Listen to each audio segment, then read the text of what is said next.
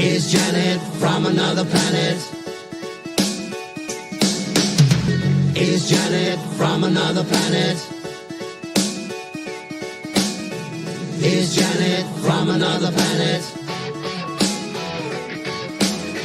Is Janet from another planet? Is Janet from another planet? Is Janet from another planet? Is Janet from another planet? Is Janet from another planet? Is Janet from another planet?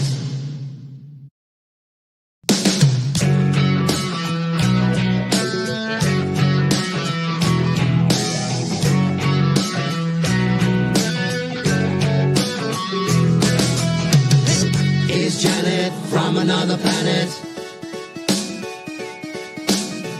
Is Janet from another planet?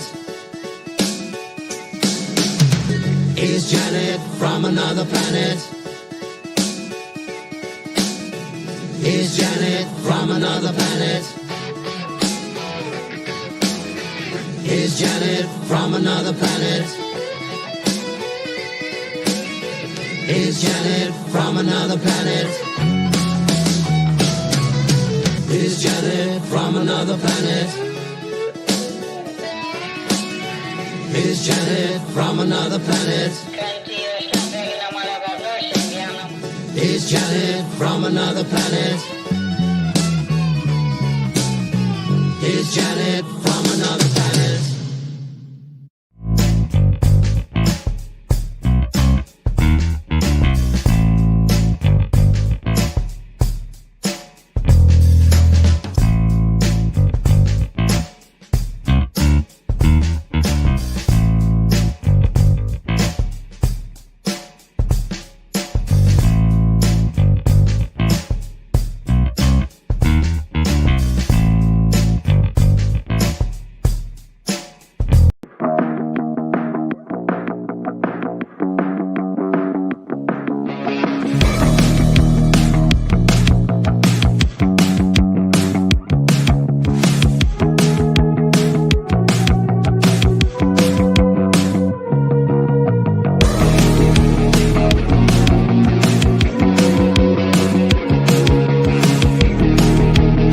Today's digital landscape with the spread of false information can lead to dangerous outcomes. It's crucial for everyone to think critically and verify sources and reflect on the impact of what they share. Let's promote responsible communication to ensure that truth prevails and actions remain rooted in reality.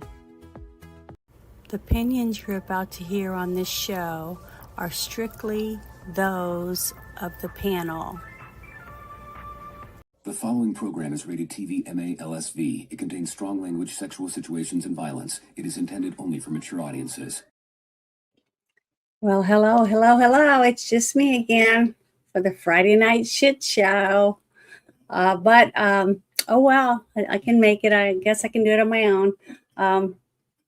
Yeah, it'd be nice once everybody gets all taken care of and can join me again, unless they're just avoiding me because they hate talking about politics, which could definitely be, because a lot of people do hate talking about it.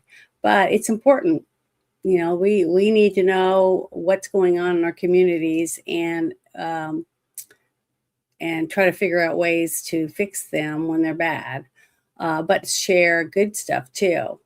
But I wanted to start tonight with this cute little collection of short little videos of all toddlers wearing military uniforms, basically.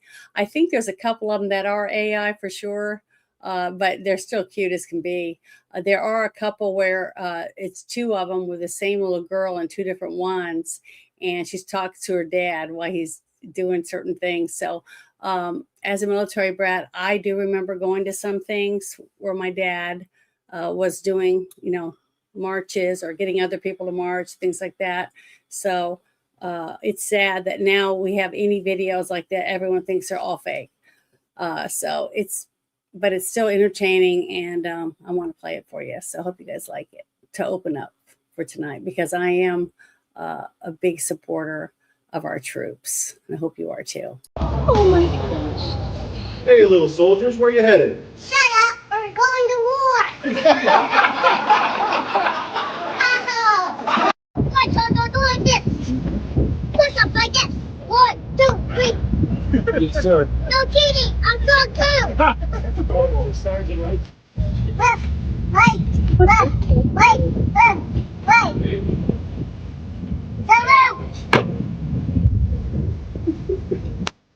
Salute. Go ahead, little man.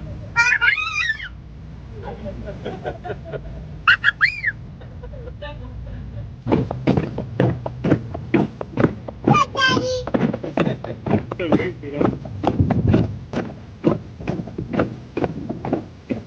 Left, right, left, right. You, Captain. Good captain. Okay, march. Soldiers, push up, go. Hey, faster. Push up, soldiers.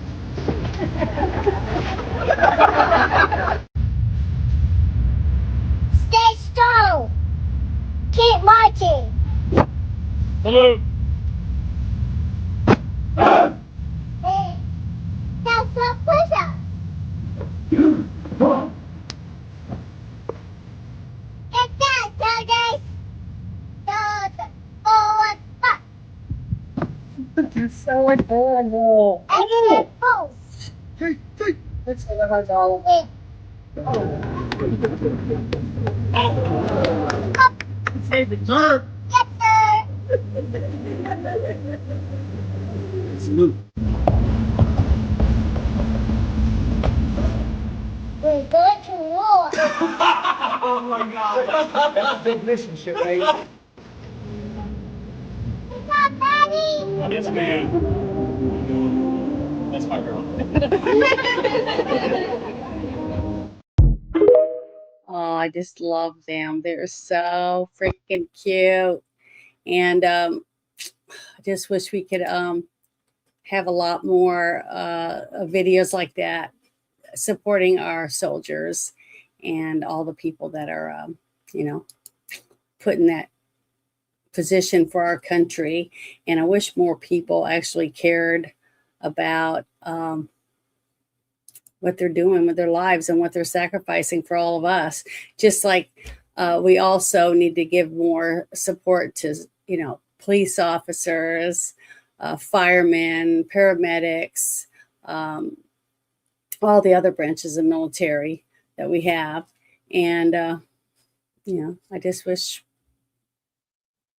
people were more respectful of people in authority, pulling over when the lights come on behind you, even if you're pissed off or you're mad or whatever the reason, just to save lives and stop bad things from happening.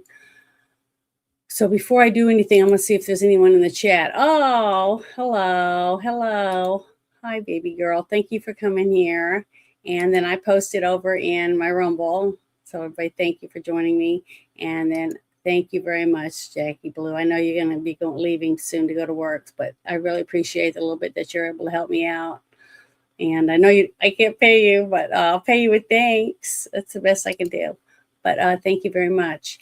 Let's see. The very first thing I wanted to share was a couple of good things that I found that's starting to fall in line from all the things that we've uncovered so far. So this was the first one that I thought was really, really good, because things are happening and I wish we'd just be more patient about things. But I wanted to share this because it's J.D. Vance, our vice president. And he's talking about Pizzagate and about opening investigation into Pizzagate, the conspiracy theory stuff. And after he read a couple of emails from the, quite a few emails from the whole thing with the Epstein files, he said this. So I wanted to share it for you. Here we go. I'm probably more obsessed with this than most officials, okay? probably more obsessed with this than most people even in this room, is when you see somebody who says something in an email that suggests, there's one email I read, and it's been a little while ago, but it was talking about, one person sent an email to Jeffrey Epstein saying, oh, there were some really nice like pizzas and grape sodas or something like that. And I remember it sounded like the Pizzagate conspiracy theory, but here it was in like an email from a guy. And my reaction to that was, we should absolutely investigate that person. Okay. And, you remind me, I'm going to follow up on that to see whether we've investigated that person, because we should. We absolutely should. When you see evidence of sexual assault, sexual misconduct, regardless of whether you're powerful or not, in fact, you should probably investigate it more if you're a powerful person, right? I don't want powerful people, being involved in this disgusting behavior. I think that is great. The fact that our vice president of the United States would state that in public, knowing, that there's cameras everywhere. And maybe he did say it that way because he's expecting Congress and some other people to get out their ass, stop dragging their feet, and start supporting America first, like most of them ran on, and they've done nothing but sit and twiddle their thumbs most of the time they've been in there. They've done a couple of things, but they still haven't gotten all Trump's picks for judges to replace all these liberal judges that we have that are just doing this to criminals. And if we're expecting to start arresting people, how are we going to keep anybody in jail or even put people in court without some good judges? I mean, we already saw what happened. What's his name? I'm trying to remember his name. Comey. What happened? They brought him up and they basically said, oh, well, there was mistakes or something in the way they brought him up. So it's like, I'm sick of this Congress. They're so freaking lazy. They won't do their jobs. And it's maybe that's one reason why the vice president, brought that up. Because now that it's on there, people are going to start sharing and talking about it.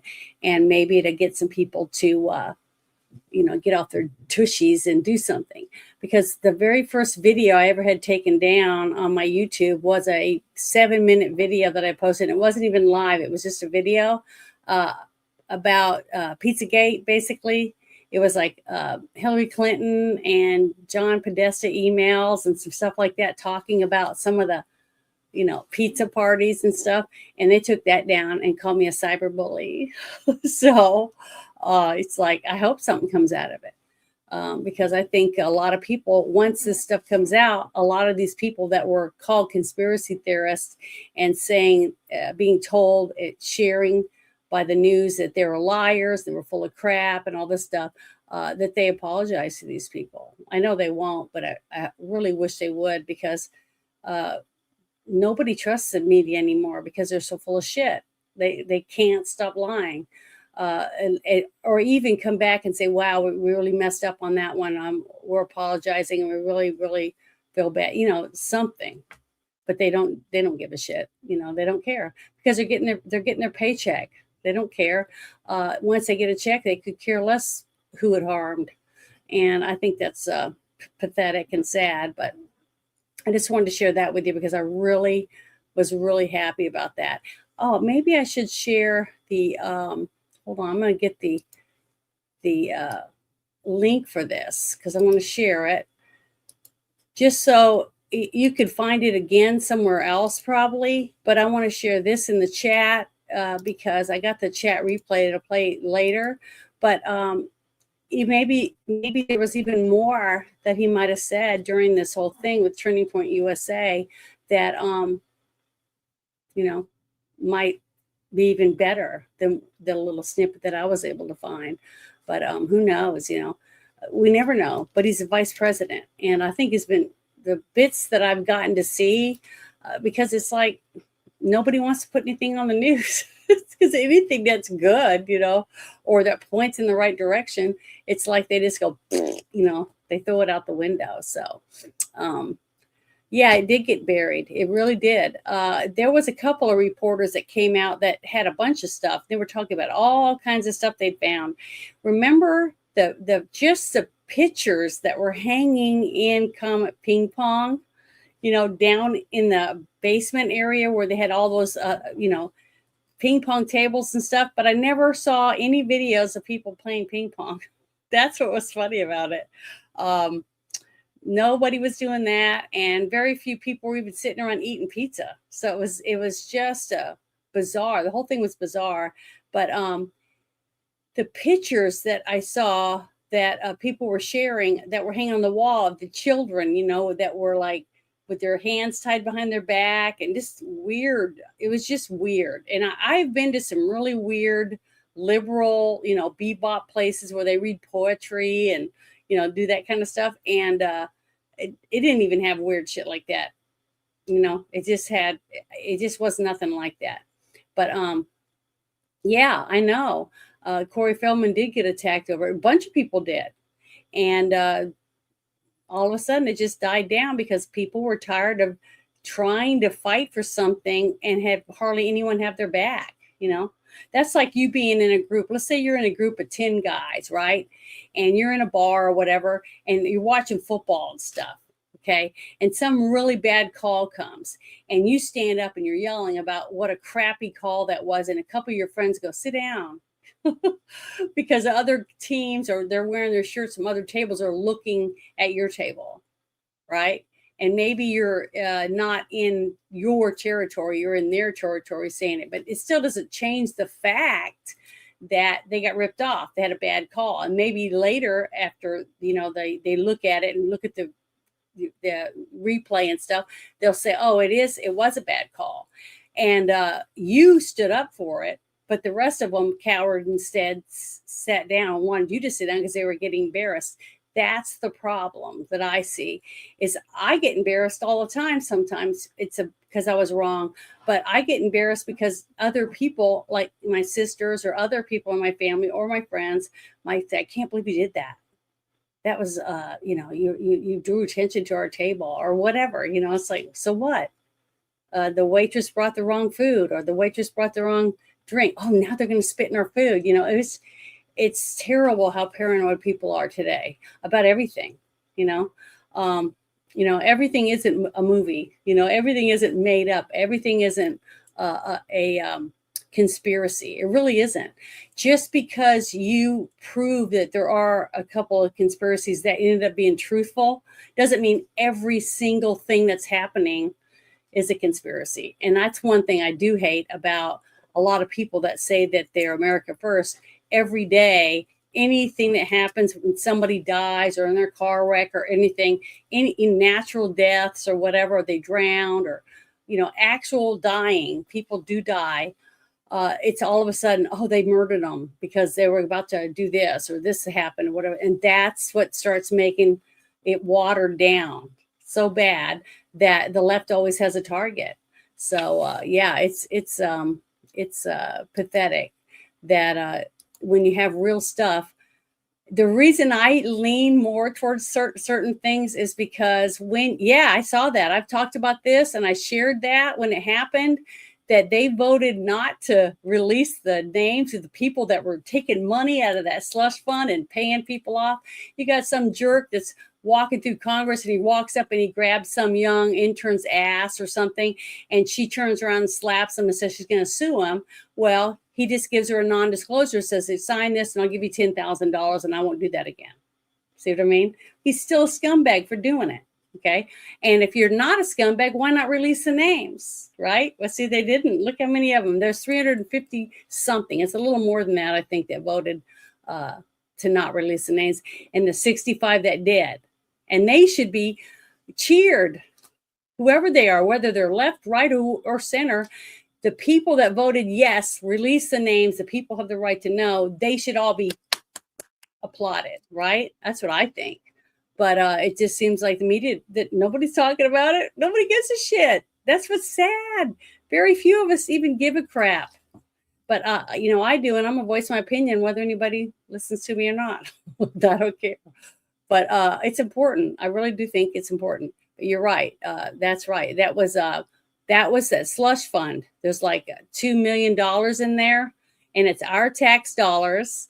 And they have it in there so that if somebody in Congress or whatever up there get accused of something, they have money they can take out and use it and make them sign non-disclosures so that to pay the people off, and sometimes that's good, sometimes it looks bad. But when you have that many people voting against releasing the names, it's really bad. Especially, I guarantee you, if we could look up all those names, most of them were going, Epstein, Epstein, Epstein. I guarantee it. That's what makes them pieces of shit to me. That's how I look at it. But hey, Joe, thank you for stopping in. I really appreciate it. Yeah, I'm going at it again because I guess nobody likes to do, nobody wants to talk about politics with me. I share all the links and everything and other things, tons of things I don't even bring up. I share everything I see on every platform I'm on in this Friday Night Shit Show chat, right, on X. And I share stuff also in my Discord. And other people share stuff because there's a couple things I'm going to talk about tonight that were shared by people that are in my Discord. It wasn't something I even heard of. Like the first thing I did with JD Vance, that was one of the things that I didn't even know because I didn't see the stuff from the Turning Point and him being a guest, blah, blah, blah, that kind of stuff. So I'm glad I do have a lot of subscribers that do like politics and they want to know things. They want to share information. And I think it's awesome. But I'm going to share really quick. I'm going to share my Friday Night Shit Show chat. My email, basically, for the Friday Night Shit Show. So if any of you see something you think is interesting or anything like that, I would like you to send me a message on there, a link to the subject. And if you want to make it a whole show, you can come on with me on a Thursday night for after hours, and we can just talk about that subject and what we feel we can do about it and how we can get more people that care about it, that type of thing. I'd love that. I love those kinds of shows. But the dam is breaking. The dam that I'm talking about, as I'm going to show, is that facts are coming out and we're starting to see people saying, okay, well, publicly that they're going to do this or that, and people also being indicted and stuff like that. Finally, okay. The thing is, just like I said about Epstein, when we had all those, I had a couple shows that had interviews with a couple of the victims. And they're posted. Most of them are after hour shows. If you go down through there, those are the ones I talk about. A lot of the Epstein, and I think there was a couple others that were Team Shit Show, and a couple other ones like that. You'd have to read the names because I usually put the other name beside it. But on there, I talked about, because one of the girls said that she was part of a group. There was a big group of the girls that were, treated bad and raped and other things that happened to them on the plane, the boat, the island, and the ranch. And I think there was a couple of them that were at the New York apartment. So there's like 5 different locations that they stated. But the brother of Epstein paid out like $200 million to a bunch of the victims, and they signed non-disclosures and some other things because they just wanted to move on with their life. They're tired of all the pointing and just, I can understand why, it's just like a rape victim. They are rape victims, but they just want to move on with their life. They just want to get married, have a family, and have a normal life. And they don't want everybody and their brother saying, "Can I interview you?" Taking their picture, following them around, So they decided to take money. Right. So once they took the money, that's when I started hearing other people say, "Oh, they took money," so now they're the bad guy because they took money. But until you're in their shoes, you shouldn't judge people that are in that situation. It's bullshit. So maybe those certain people that did certain things and took cash might not be able to testify in court. So I don't know how that works. I'm not a lawyer. I'm just saying that it's not going to be all these famous names that we think. I mean, one of the things that I saw from photographs, because I've been able to go through some of the Epstein stuff, and there was a couple pictures, and they had Bill Clinton sitting at a table, and you could see him looking, and everyone was smiling and enjoying whatever it was they were watching. So I don't know what they were watching, but it just showed people sitting at this table, and next to him was Mick Jagger. And then there was another guy sitting him, and he looked familiar, but I don't remember what his name is. It's just that I wish people would all go, when you have time, go to the Epstein files that they have on something.org and go look it up, because it's a government website. And just start going through the files. I mean, there's shit tons of them on there, but I'm sure that if you read about it and Googled it, you'd probably find certain ones that you want to look at over others. A lot of people are just going straight to the video files. I like the emails, and that takes a lot longer to read those. But to me, I think it's really important to read those emails. Just like what J.D. Vance was saying, some of the emails that he read when he heard the words nice pizza slices with grape soda, whatever that means. And he said when he heard that from the Comet Ping Pong and the Pizzagate stuff, and then he also read it in a couple of the emails between Epstein and a couple of the people, I guess his clients or whatever, saying those exact words, that's when he said, we got to look into it. Because if Epstein and them were using it way back then all of a sudden during Pizzagate, they're still using those weird code words.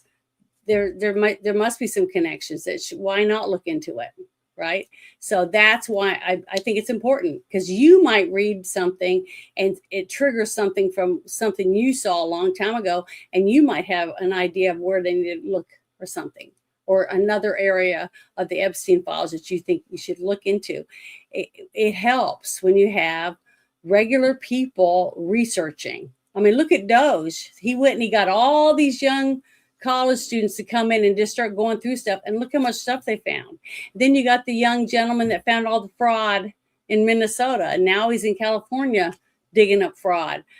And he's just a normal guy. So why can't we read it and maybe find something and share it? We can. And that's why I promote people and tell people, start with your own community in your states. Try to start finding what you can do there and help. Because if you could save your state, and we can save one state at a time by our own people in every state, working on it, your town, your cities, and then your state, and pull it out of the grip of all these 360 people that said, no, we're not releasing the names. Get rid of them people in your state. That's how we'll win. But we have to do it legally, because if we do it illegal and we just all run in with pitchforks and, clubs and whatever else, how far do you think that's going to get us? Not very far. So we have to do it the right way by using the Constitution the best that we can. So, but I just wanted to share that. But that's what I'm trying to say, is that the dam is starting to break, because I'm starting to see more and more and more of that, not just on X. Everybody goes, oh, if it's just on X, it doesn't mean anything. I'm starting to see it on TikTok. And I got my first thing taken down off of TikTok. So now TikTok is starting to say, you shouldn't talk about this, you shouldn't do that. That's misinformation, when it's out and it's being talked about by our government, stuff like that. That's the same thing that Facebook used to do. And I guarantee you that Facebook is still censoring you. And if you're on Lemonade or some of these other platforms, that you might be getting squeezed too. But if nobody tells anyone, and I took pictures and I posted it back on TikTok about them taking this down, saying it was misinformation. And then I've shared it on my X platform. And I'm trying to think of what other ones. I think I've shared it on Instagram and in a lot of my different groups that I'm in, like Telegram, and I'm on Discord. So, all I can do is share it where I have it available. But you never know, unless we make an effort, nothing's going to change if you don't do nothing, right? So you got to do something. Yeah. Pizzagate, insider trading. Yeah. Everything. Because they're all criminals. They're all criminals. And anyone that just okay, a lot of people don't agree with me for this, but if you're walking down the road and you're shopping or whatever, and you got your wife with you or whatever, and you're shopping, and you look over and you see two thugs beating up a woman and taking her purse or whatever else, and you get your cell phone out and you just start videoing them, and you don't call 911 or you don't go over to assist to try to get the guys to leave, then to me, you might as well get arrested for that, because you don't even call 911. That's pathetic. I saw a woman, they were showing that hammer attack guy, some guy, I think he wasn't even a legal citizen. He was an illegal citizen. You see him walk up into the parking lot, and there's a car parked there, and he has a hammer, and he just starts beating this car. The front, back, sides, windows, everything. He's just hitting this car. And this woman that works at that store comes running out, and then he runs up to her and he hits her right in the head with that hammer. She falls. I mean, just bam, she hits the ground, and he just hits her and hits her and hits her all over her chest and body. And then he walks off, and she's just laying there unconscious. Then you see a guy on a bicycle rides up to the front of the store, and he gets off his bike and he's staring at the woman. And then he looks at the door and he's staring at the woman, and he looks around. He doesn't get his phone out. He doesn't run over to render aid. He does nothing to help the person laying on the ground. We're a cold society. We're getting to where we don't care. And it's getting bigger and bigger and bigger. And that's exactly what I think the whole thing with when Obama, I think it was in 2016, that he got the Smith-Mundt Act, altered basically to where basically the news can spread propaganda and not worry about being sued for it, and I think that's bullshit. I want to see that overturned. I want to see that changed, because the media, at least in our country, should be telling the truth. They shouldn't be allowed to just post anything they want for a few dollars. You know what I mean? It's not much different than, remember there was what was the name of that? Not Global. It was, I'm trying to remember. There was a magazine. Oh, the National Enquirer. I don't know a single person that ever believed that National Enquirer was real. Hillary Clinton had a baby with an alien. I mean, we had all kinds of crazy covers. Well, we could have that. We have that right now. We have shows like The View, and we have a bunch of shows on CNN and all these other channels, and they just talk about stupidest shit. And if you have any common sense, you're sitting there going, what the fuck are they talking about? And they don't even have any evidence. They just start saying shit, and they're allowed to say it. And I don't think that's right. Not when they're the news. If they're supposed to be the news, they should only report facts that they have collected. And if they get a bunch of names or whatever, and they shouldn't say people's names or anything until they have facts to back it up, because you might ruin someone's life by saying, oh, this person was the one that robbed the bank, and show his picture because you saw it on Facebook or whatever, even if it's not real. And then later on the guy gets fired, because that's his job or whatever. It's terrible. We've got to try to curb all this false advertising, fake crap, slander, standing around with your cell phone taking video instead of trying to help people. I mean, I'm just glad where I live right now, people aren't like that, at least that I've run into yet. They open doors for people. They're friendly. They say hello, have a good day, stuff like that. When you're just walking past them, they wave. Gosh, it's nice, because I've lived in a couple cities, and I'm telling you, it's not the same. But New Orleans wasn't that bad. The crime rate has gone up since the whole thing with Katrina, but it's not as bad as some other areas that I've been. I mean, I've been places that I didn't even feel safe walking down the road, even 4 blocks. And I had my purse like this, basically thinking I was going to get robbed just walking down the road because of just all the terrible crime. I mean, it's just horrible. And it has gone up down there. But, every time we get a new mayor, it gets better for a little while. You know what I mean? It's really weird. It's like they put a bunch of people out there. And people are happy because if they feel safer, they can go to the park and go to the zoo, get out of the parking lot and not feel like, that they're going to get mugged when they go to the World War II Museum or go to the Insectarium and, with their families, things like that. And then all of a sudden, within like 6 months, where they start getting like tighter and tighter on the budget, and they start pulling cops. It's just funny that it seems like it's always the same thing. Instead of the people in offices and stuff taking a little less money for their job, they cut the officers' hours, And I had a couple of friends that were police officers that ended up having to drive a Pepsi truck on the side just to make ends meet. When you can't even pay your cops enough to be worth walking down the street where they're going to get shot and killed to protect your family, it's pretty pathetic. You should find other places to take the money away. But now we're realizing with all the fraud coming out, right, where we're seeing all the fraud going, that's what the next thing is going to be that I'm going to bring up. It's about some NGOs and things like that and what they're planning on doing. That's what I'm talking about. There are steps in motion that are cutting off the money. And once the money's cut off, they're not going to have the money to spend. And a lot of people are going to quit doing it. All these protesters that are getting paid to get in a bus and go here and hold signs, it's going to be fewer and fewer and fewer because they don't have the money to get the people to go. Because I was telling people way back when during COVID, right before COVID started, that I saw ads in like Craigslist and Angie's List, stuff like that, for like big giant guys that are bald heads and tattoos and stuff so they could look like thugs and bikers or whatever. Or Proud Boys or whatever it was, because they wanted to start setting it up to look like that's who was doing certain things when actually it was paid protesters. And so when you hear certain people say central casting, that's what they're talking about. They're talking about that kind of stuff. And if you just take a little time and dig around and use your common sense, you're going to start figuring out, wow, that is fake. But a lot of people don't want to. Yeah, I know. I'm sorry. I do that a lot. I do like to rant. I'm sorry. If you don't like listening to me, you don't have to listen. But the next thing I wanted to bring up was the one thing I was talking about being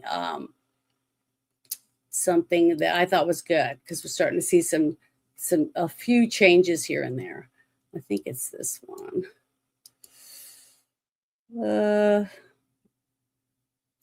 Maybe let me open this and see. Yes, it is. This is it. Okay. This is one of the things that I was reading and I thought, wow, this is pretty cool. Okay. He's talking about what he's planning on doing about shifting the way things are going and where people are getting money, and to stop. It says foreign aid will now go straight to national governments. No more routing billions through NGOs. Start holding them accountable for the money, because if they're not going to spend it where they say they're going to, then they should get it, right? It's like anything. How many banks are going to loan you money when they find out the money you're supposed to be paying for your house payment or different things like that is going for you to go to the casino, something like that? They're not going to let you just keep doing it because they're losing money. But the reason these people that were doing these NGOs didn't care, because it was yours and I's money. It was taken out of your and my check, not theirs. So when they stop doing that, they're not going to have money. Let's see how hard it is for them to actually get somebody to donate money or invest money into something when it means stupid shit, like what we saw lots of this Doge was digging up. So I'm going to play this video for you. Let me make it bigger and turn it on. The United States has spent billions of dollars over the years in helping with influence over how. Trying to turn it up. Sorry. The bottom line is, if you want to help a country, work with that country. Darn it. Let me do it again. The United States has spent billions of dollars over the years in helping with health strategies all across the world. What we learned over time, and especially after coming here, is that oftentimes, and I'm oversimplifying it, but this is an accurate description. What would happen is we would go to a country and say, we're going to help you with our healthcare needs. Then we would drive over to Northern Virginia somewhere, find an NGO, one of these organizations, give them all the money, tell them, go to this country and do their healthcare program for them. That NGO would then take about, some percentage of that money for their overhead and administrative costs. And by the time it got down to it, the host country had very little influence. It was sort of imposed on them. And only a percentage of the overall money ever actually reached the patients and the people on the ground. that we were trying to help because of these costs. This makes no sense. So why are we hiring American and international NGOs to go into other countries and run healthcare systems that are parallel and sometimes in conflict with the healthcare systems of the host country? If we're trying to help countries, help the country. Don't help the NGO to go in and find a new line of business. And so that's what the model that we're breaking. We're not doing this anymore. We are not going to spend billions of dollars funding the NGO industrial complex while close and important partners like Kenya are either have no role to play or have very little influence over how healthcare money is being spent. Bottom line is, if you want to help a country, work with that country. That's what it should be. It should be the country doing it, not us, or us finding someone to go there and run it. See, that's stupid. How do they learn anything if they don't do anything for themselves? You know, that's like sending your kid to school, but your kid never does anything. Actually, someone else is doing it for them. And then when they get a diploma at the end, they're like, I can't do this. I can't get a job because I can't do these things, these, whatever it is, the skills that we're expecting them to do, because they didn't do it. Someone else did it for them. It's like hiring someone to do all your essays and do all your typing and do all this stuff. You're not actually learning anything. Would you want that person to be your doctor? I wouldn't. So, you know, little things like that I think are really important. But I think that's great. I'm glad that little things like that are coming out. But I didn't see that on the news. If I hadn't seen it on one of my timelines, I wouldn't have known anything about it. Yeah, I do too. I think he's great. I think he's done such a good job. You know what? I'm starting to see presidential material in Rubio. I really am. I was kind of skeptical because you can't trust the news. All these things that you hear here and there and everywhere, you realize later on, hey, they were full of shit. Because he seems like a decent guy. So I don't know. I'm really liking what I'm seeing. But the thing is, the only way you're going to see it is because they're transparent. You know, they're actually showing us shit. But this next thing I thought was really awesome. I couldn't believe it when I was reading it because we don't get to see enough of our Supreme Court. You know, we don't see enough of these little tidbits of information about, you know, their points of view instead of, you know, certain rulings. And that's it. Hold on. I got to take this off. I'm a little bit sweaty. Sorry. I was chilly earlier and we had some storms going through. So now I put my jacket on, but now I'm taking it off. All right. So I feel better now. All right. But I wanted to share this with you because I thought it was really, really good. I'm going to share the whole link so you can read all of it. But basically everything you're seeing on the screen is what he's talking about. But he's speaking at the University of Texas in Austin. He's talking about different things that I think are important. And I wish more people would listen to him because I think he's a great man. I really think he's so smart. He knows the Constitution like the back of his hand. At least that's the way he speaks and stuff is, to me, is so impressive. And so far, everything he's ever voted on that I've been able to pay attention to, I've agreed with him. So I just think he's awesome. And we're going to really miss him when he's no longer on the Supreme Court. But here we go. At the beginning of the 20th century, a new set of first principles of government was introduced into the American mainstream. The proponents of this new set of first principles, most prominent among them, the 28th president of our country, Woodrow Wilson, called it progressivism. Since Wilson's presidency, progressivism has made many inroads into our system of government and our way of life. It has coexisted uneasily with the principles of the Declaration. Because it is opposed to those principles, it is not possible for the two to coexist forever. Progressivism was not native to America. Wilson and the progressives candidly admitted that they took it from Otto von Bismarck's Germany, whose state-centric society they admired. Progressives like Wilson argued that America needed to leave behind the principles of the founding and catch up with the more advanced and sophisticated system of relatively unimpeded state power, nearly perfected. He acknowledged that it was a foreign science speaking very little of the language of English or American principle, which offers none but what are, to our minds, alien ideas. He thus described America, still stuck with its original system of government, as, quote, slow to see the superiority of the European system.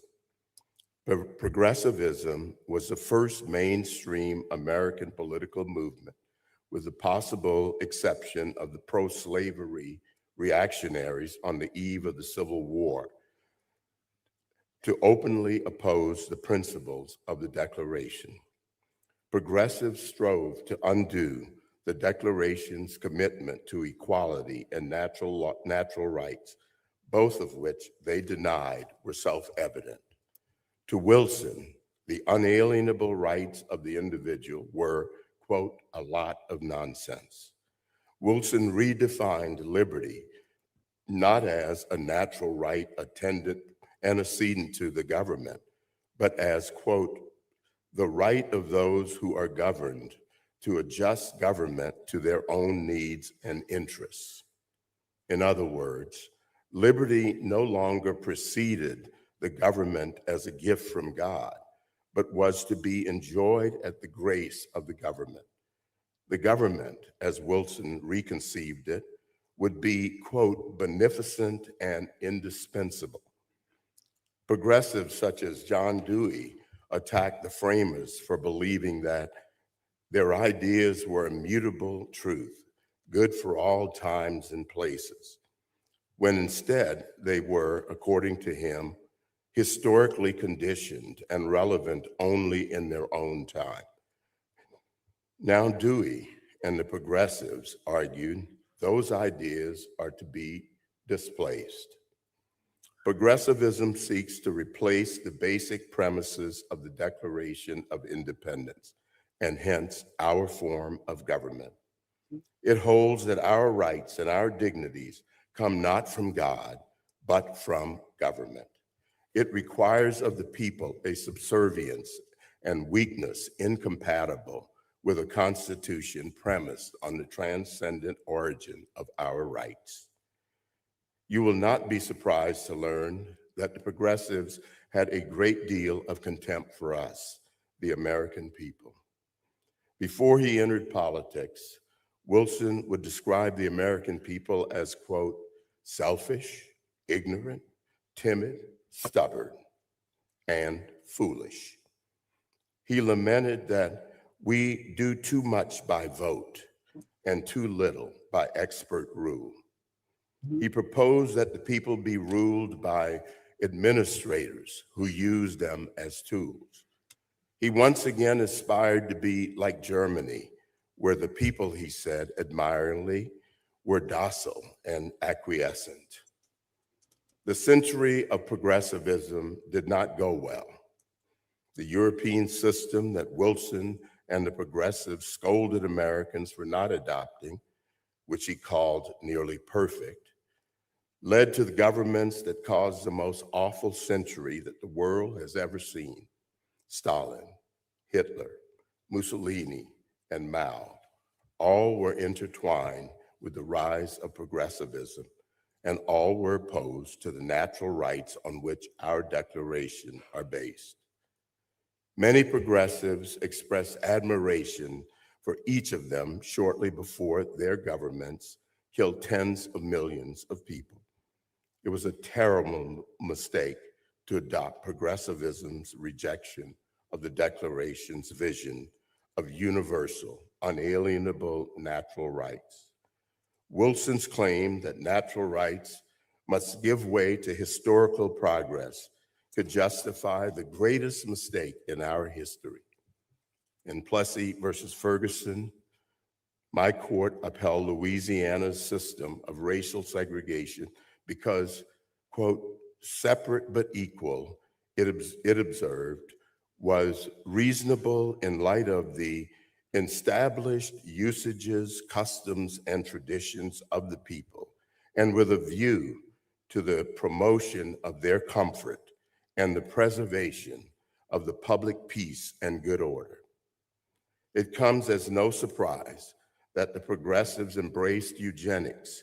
Progressives believe that Darwinian science, the idea of ever-advancing progress written into biology itself, had proven the inherent superiority and inferiority of the races. It was only a small step for Wilson to resegregate the federal workforce. It was only another step for the government to launch sterilization programs on those deemed by the experts of the day to be unfit to reproduce, upheld by my court in Buck v. Bell in an opinion written by no less a figure than Justice Oliver Wendell Holmes. We can argue over whether you believe in immutable, absolute natural rights or the Wilsonian idea of ever-progressing history. Indeed, your School of Civic Leadership was created to host just such arguments. But let me ask you to consider the consequences. European thinkers have long criticized America for remaining trapped in a Lockean world with its weak, decentralized government and strong individual rights. They say our 18th century declaration has prevented us from progressing to higher forms of government. But we were fortunate not to trade our Lockean bonds for the supposedly enlightened world of Hegel, Marx, and their followers.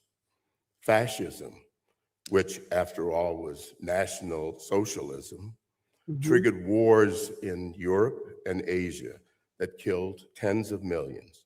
The socialism of the Soviet Union and the People's Republic of China proceeded to kill more tens of millions of their own people. This is what happens when natural rights give way to the higher good of notions of history, progress, or, as Thomas Sowell has written, the visions of the anointed. None of this, of course, was an improvement on the principles of the Declaration. Tocqueville's Democracy in America is largely about how America owed its superiority over Europe to its conscious decision to reject central planning and administrative rule, root and branch. Progressivism, in other words, is retrogressive. As Calvin Coolidge said on the 150th anniversary of the Declaration, and I quote, "If all men are created equal, that is final. If they are endowed with inalienable rights, that is final. If governments derive their just powers from the consent of the government, that is final. No advance, no progress can be made beyond these propositions. If anyone wishes to deny their truth or their soundness, the only direction in which they can proceed historically is not forward, but backward, toward the time when there was no equality, no rights of the individuals, no rule of the people."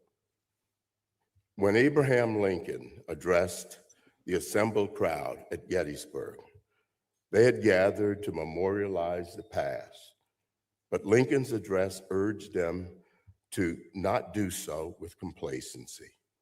Instead, Lincoln said they should look to the past as inspiration to take them to greater heights in the future.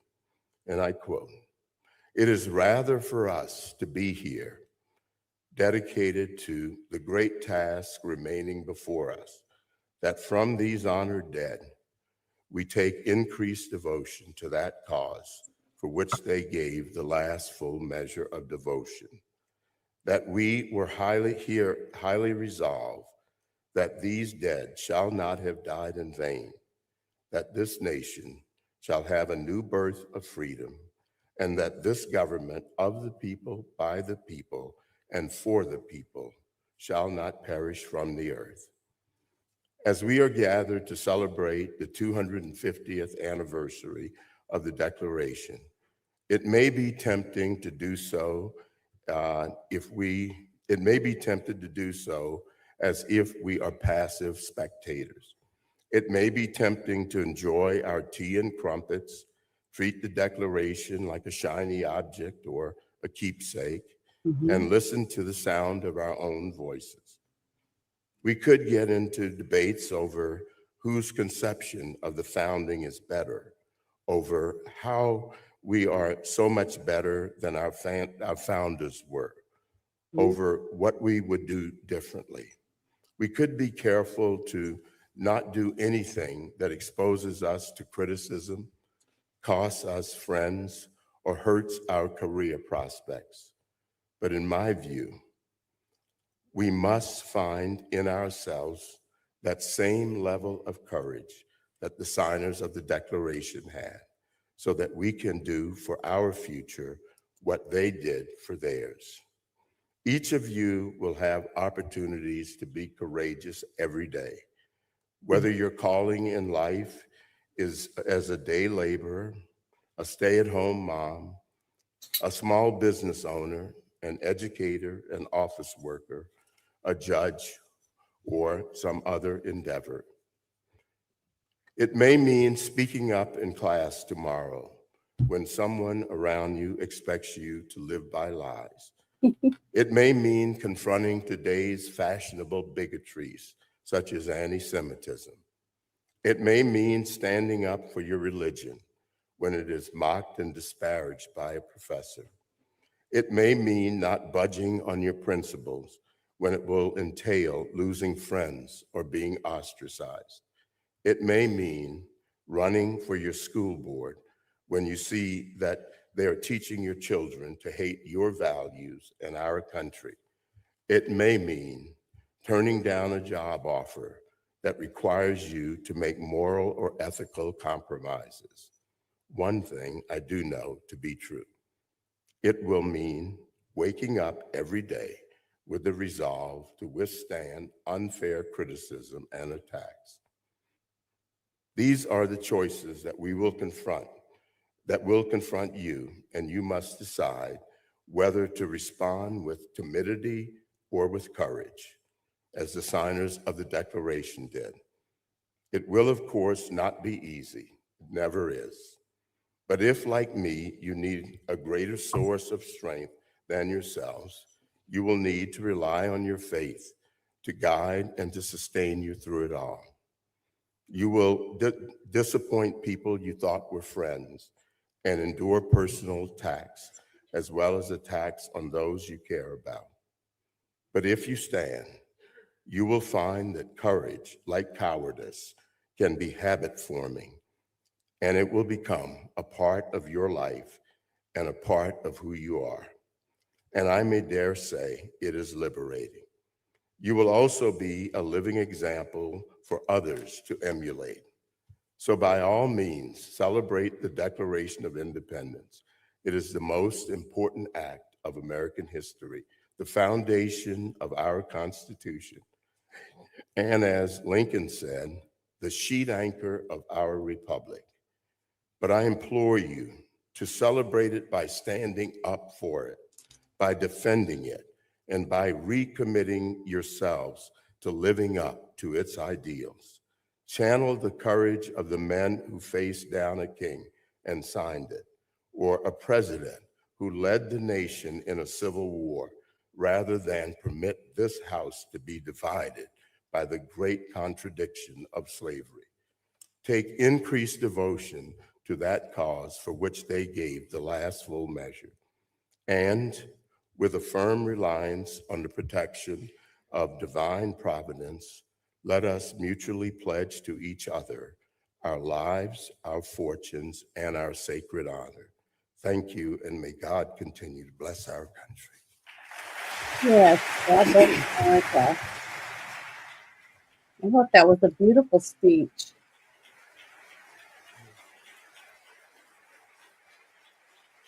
You got a standing ovation, which you deserve. Wonderful. He's very, very articulate and he's very personable. And I'm very proud that he's one of our Supreme Court judges. And I'm thankful that he still gets to go and do things like that and speak at universities, because if he inspires young people to step up where he's going to step down one day, that's what we need. We need younger people that want to get involved and understand why our country is so powerful. And even though we're the youngest country in the world, it's because of our Constitution. And anyone who doesn't believe that, it's no idea what real freedom is, I guess. But that's how I see it. So I'm very thankful to have someone like him on our Supreme Court. I just thought that was important. And to know that he's still going out and saying, talking about the Constitution and the struggles that we've had to get where we are today in our country, and that the fight to keep our rights. Every time we vote new people in, we have to struggle, to make sure that they do the jobs that we voted for them to do, and not just to take the laws in their own hands and do what they want. And that's up to us too, because when you vote for someone, you got to hold them accountable. That's the only way we're ever going to clean house. And we've let them just do whatever they wanted for too long. So many states are already, I don't know if they can be saved, honestly. In some cities, it basically, we're going to get a really good lesson, I think, in the next 4 years with the way things are going on right now in New York City. So I have some friends that live there, so can't wait to. They already are not liking things that that's already happening. So I don't know if they'll still be living there. What's going to happen is it's going to be like what happened in California, where they'll lose a bunch of seats simply because so many people leave. And when you leave a state and you take your millions of dollars with you and your businesses and whatever else with you, you're going to start seeing the belt getting tighter and tighter, and them trying to grab money from other places to fill the gaps of all the people that are running, saying this is bullshit. I mean, people were leaving California in droves and going to Texas and Florida and a few other different states to move their business because their taxes were so bad they just couldn't afford to stay in business in California anymore. And I mean, look at them. They have rolling blackouts all the time simply because they've closed all their nuclear power plants because they're just not very smart. They're being mismanaged terribly, and people don't have water to water their crops. They don't have enough water to even put fires out. You have empty reservoirs. People are buying homes for $500,000 and finding out that they don't even have water to put fires out where they're building their homes or where they're putting their houses. So it's pitiful and pathetic because people aren't asking the right questions. And it's really sad to know that you have a realtor that's selling you a house knowing that if there's a fire, your house is going to burn down because there's no water. And the fact that you can't even collect the rainwater to have to water your own property with, because you can get arrested for that. It's ridiculous. The regulations are in California. And it was funny the other day, I was listening to somebody complain on one of these platforms about how much they pay $6 and something a gallon for gas. And I was like, well, I pay $2.86 is what I paid a couple of days ago in the state that I'm in. And I said, well, it sounds like you got a shit ton of taxes added to your gas each gallon that you're paying for. Why don't you look into your state and find out why it's so expensive? You can't blame that kind of shit on the people that are president right now, even if it was Biden. If it was Biden or someone else that was president and your gas was $6, $7, $8 a gallon, are you going to blame Biden for that too? You can't. You have to look at your state sometime. Your state has a constitution. Your state collects taxes. So we all have to look at our states also and not point the finger at the one president and think that the president has say over all the states. Well, guess what? The only thing the president has control of basically is federal stuff. He can't send a bunch of people in. Even if you have a tornado or hurricane, or something like the earthquake in your state, the governor is supposed to ask for help. Send us, the National Guard or whatever you can get to come to our state and help us. That's what they're supposed to do. Why? Because we each have constitutions for our states. A federal government can't just come in and do whatever they want. That's why we are the country that we are. And so many people don't have a clue what any of that means. Let's see what you posted on here. Yeah. Yeah, you're right. And I ran, it was like, I think it was early last year, about maybe in January or February last year, I had a couple of interviews with a man. I think he was a pastor. I'm not 100%. I'd have to go back and look, but God, I've had so many shows. It's really hard to remember all of them. And he was talking about how they had brought refugees from Islamic groups of people they were bringing in, and they were all on aid, right? So what they did was they had like whole streets with hundreds of homes on them, on these two streets, and that they had put like a husband and a wife in one home, and then a single woman, and single woman down the houses on that one little area down by that guy's house. And kind of find out he was sleeping with all those women. He was helping these women have babies, but to them, they were married. They did whatever their rituals were, but in our country, they weren't. So basically, that's what they do. They come here, they have 4 or 5 women or concubines, whatever you want to call them, and one wife, I guess you could say. And then they have bunches of children. And then after the children grow up and they're paid for and everything by us, basically, health care, eye care, schooling, then they go to college and they run for office. And then they get married and they do the same thing. They have 5 or 6 women that are wives. So they're out producing babies than anyone else around them. And they slowly take over that community. And now they've taken over the city council and this and that and the school council and different things like that. And next thing you know, they build their new mosques, and stuff like that. And they still pray in the street, even though they have a church to pray in. But we're supposed to bend over backward for them when they wouldn't do that with a Christian church, stuff like that. That's the problem.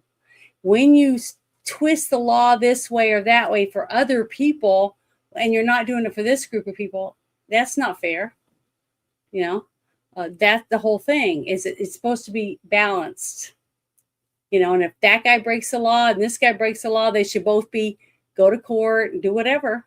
The same exact procedures for both of them because they both broke the same law. So you can't treat one person one way and another.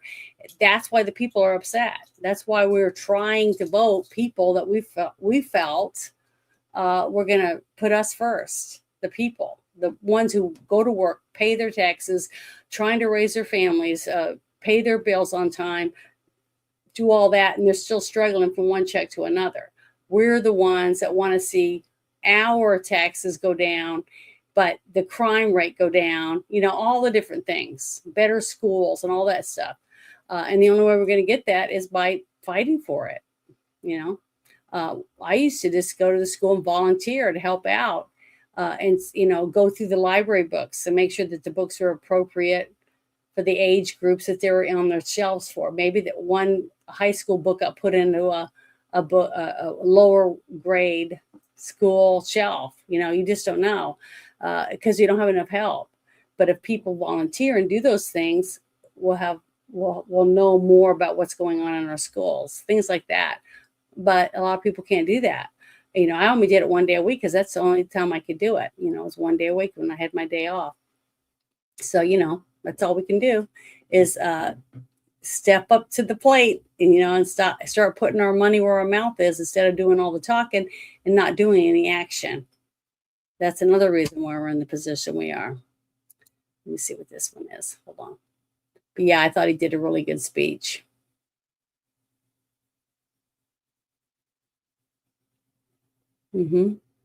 Yeah.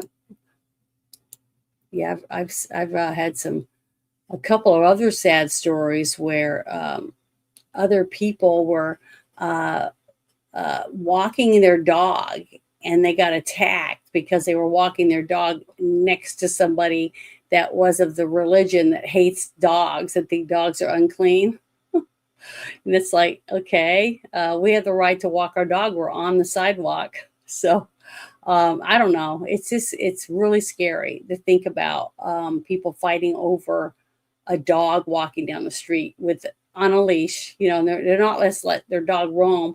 I mean, honestly, if somebody let their dog loose and it run around and it jumped and attacked one of my kids, I'd want to press charges, especially if it bit my kid and they hadn't had shots or whatever you found out when you found out where the dog belonged. It injures people. And that's for the whole neighborhood, not just the person's house that the dog goes in their yard and poops in their yard or gets their newspaper and tears it all up or knocks over their trash cans. There's so many things that dog could do, not just bite someone. I mean, it could be a nuisance or whatever. Just like a raccoon or any other thing that you would call the animal control and ask it to come get it, right?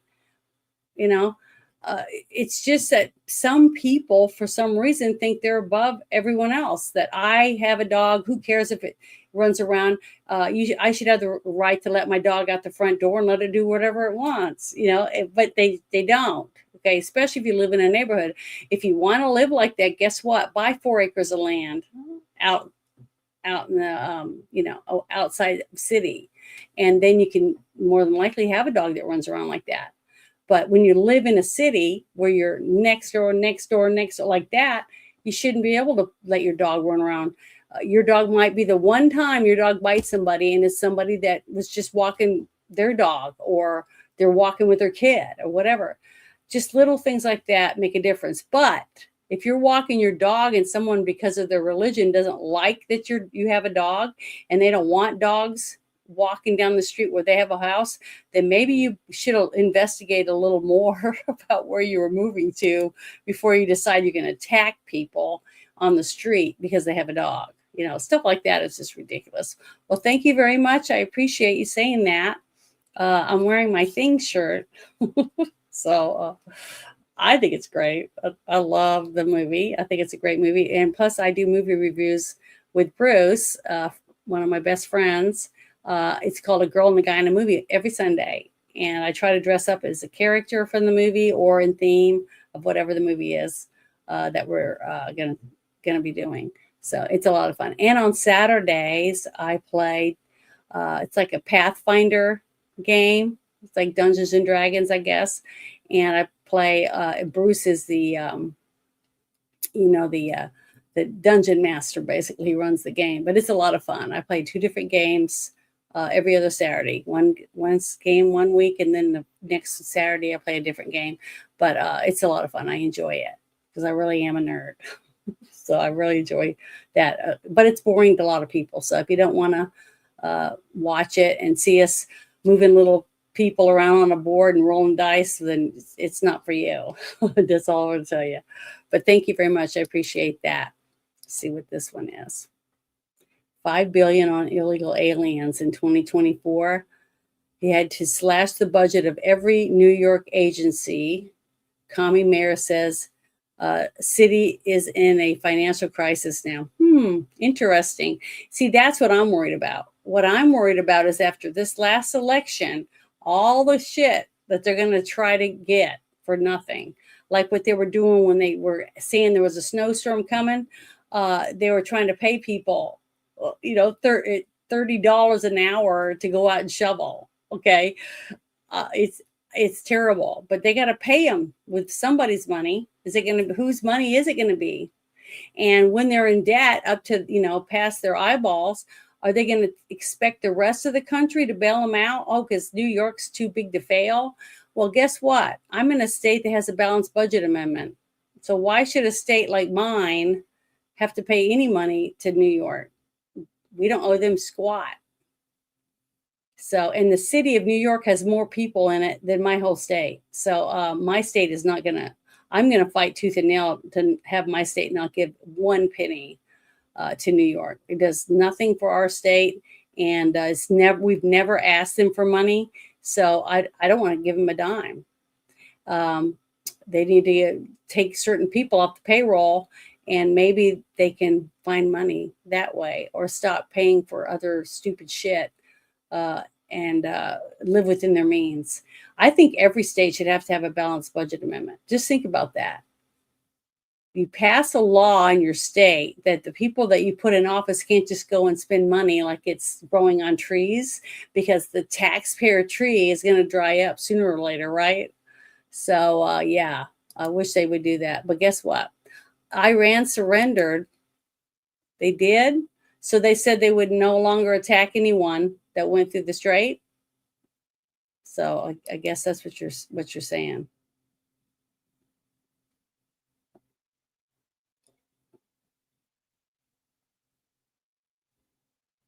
Well, we still there's still one person I know of that's in jail that he hasn't been able to release because she's been imprisoned in her state. It's not a federal court. It's Tina. I'm trying to remember what her last name is. Darn it, I just went blank.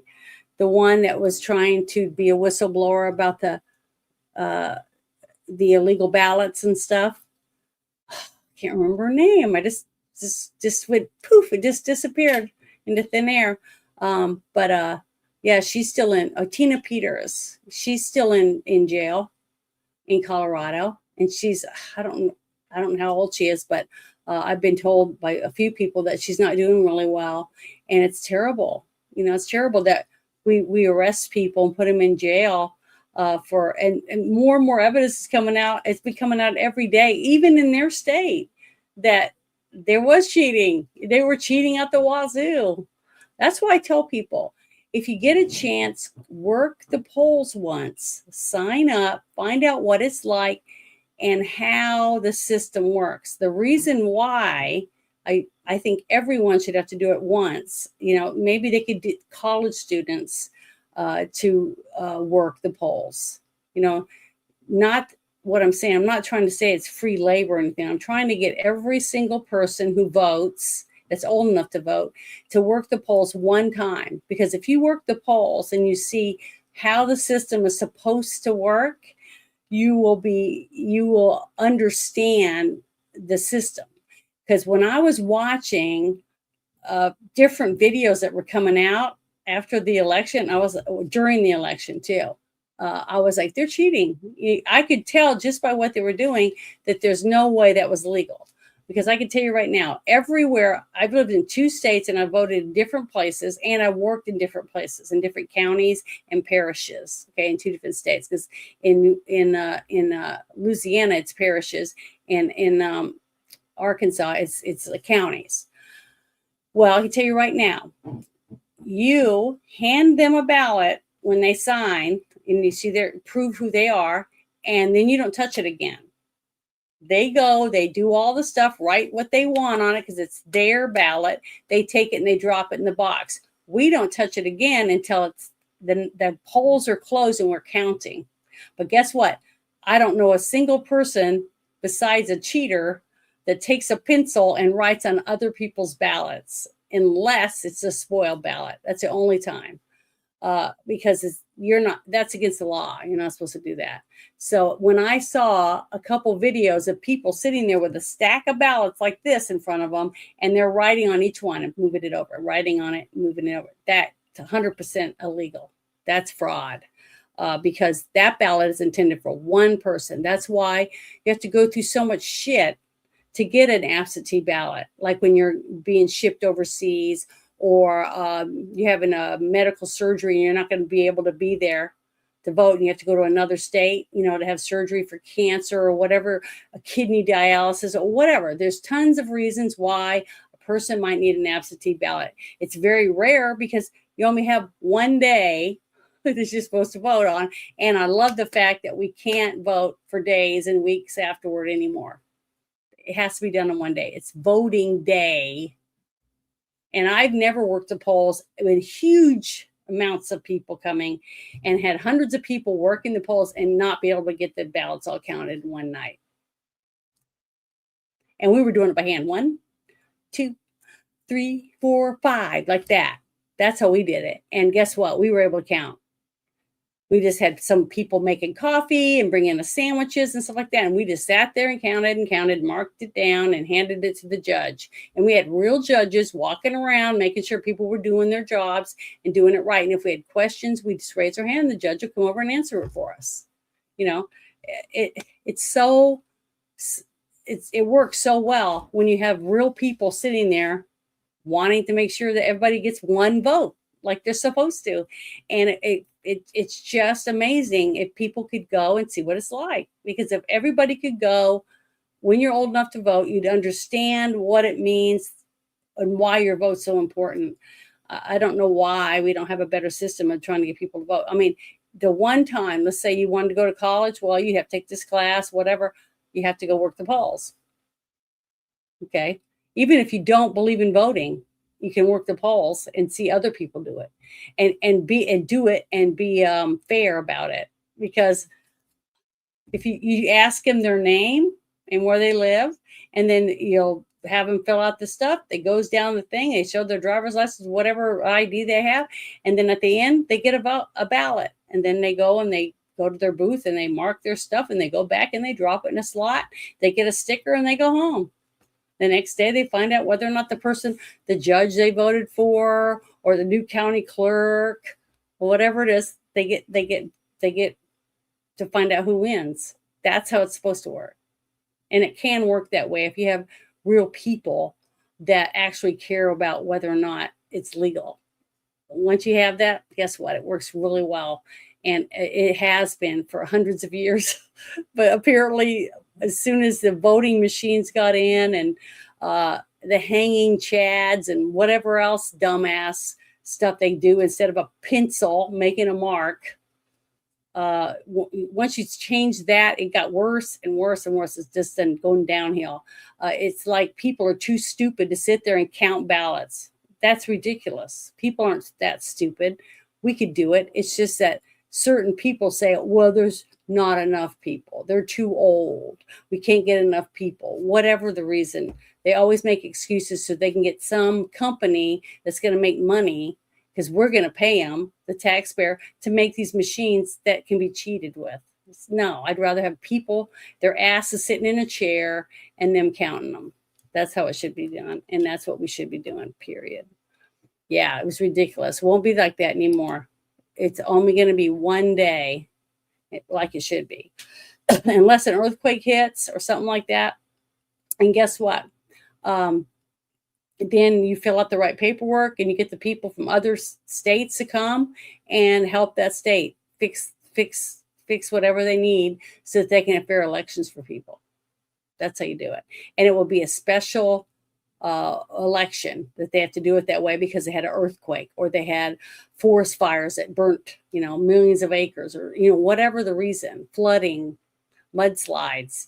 I mean, there are exceptions to the rule, but not because, we don't have enough people, or we can't let anybody in here because we got the windows covered because we're not letting people see what we're doing. And when you got to cover the windows and things like that, you're not doing something you're supposed to be doing. Sounds pretty suspicious to me. But this next thing I wanted to bring up was another thing that I think is awesome. And another person that I feel like is trying, to make the effort to do the right thing for the country. So here we go. Let me make sure it's the right one. I'm going to open it. Yeah, that one, number 14. So give me 1 second. Yeah, here we go. I thought this was pretty good too. Secretary Robert F. Kennedy Jr. confirms nearly all of the 1.4 million people purged from the taxpayer health care are illegal aliens. I just thought this was really interesting. So I'm going to play this for you because I'm sure you probably, if you haven't heard it yet, let me turn it up. And then I'm going to share this in the chat. I've been trying to share other ones. You can go up and down, scroll up and down. You can see it because I put that little topic and the link in there. So you can copy and paste it somewhere else. Keep it in your bookmarks or whatever. Here we go. So we've got next 10 years. So over $1 trillion comes out over the next 10 years. Report after report says 15 million by 15 million people could lose their health insurance. How is that a cut? Okay, let's talk about that. Is only a cut in Washington D.C.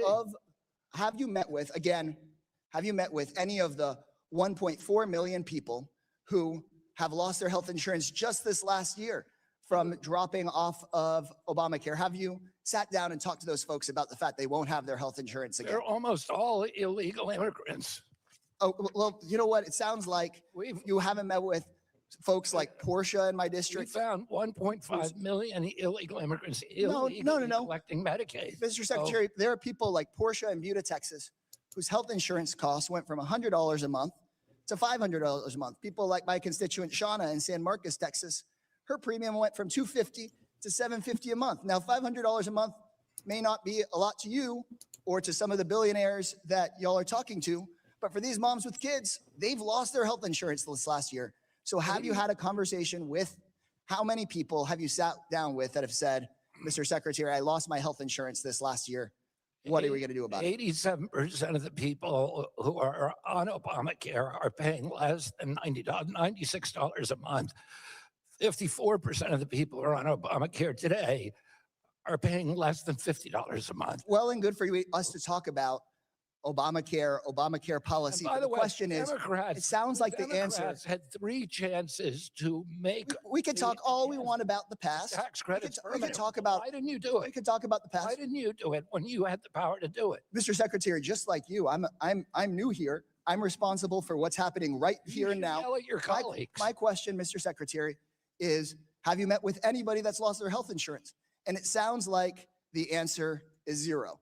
So my question was, you've had time to meet with the billionaires. I know it's a lot of fun to meet with Kid Rock. True, I have met with people who have lost their health insurance because of the policy from this last year. Yeah, people who come up to me. Yeah, that's what it's like.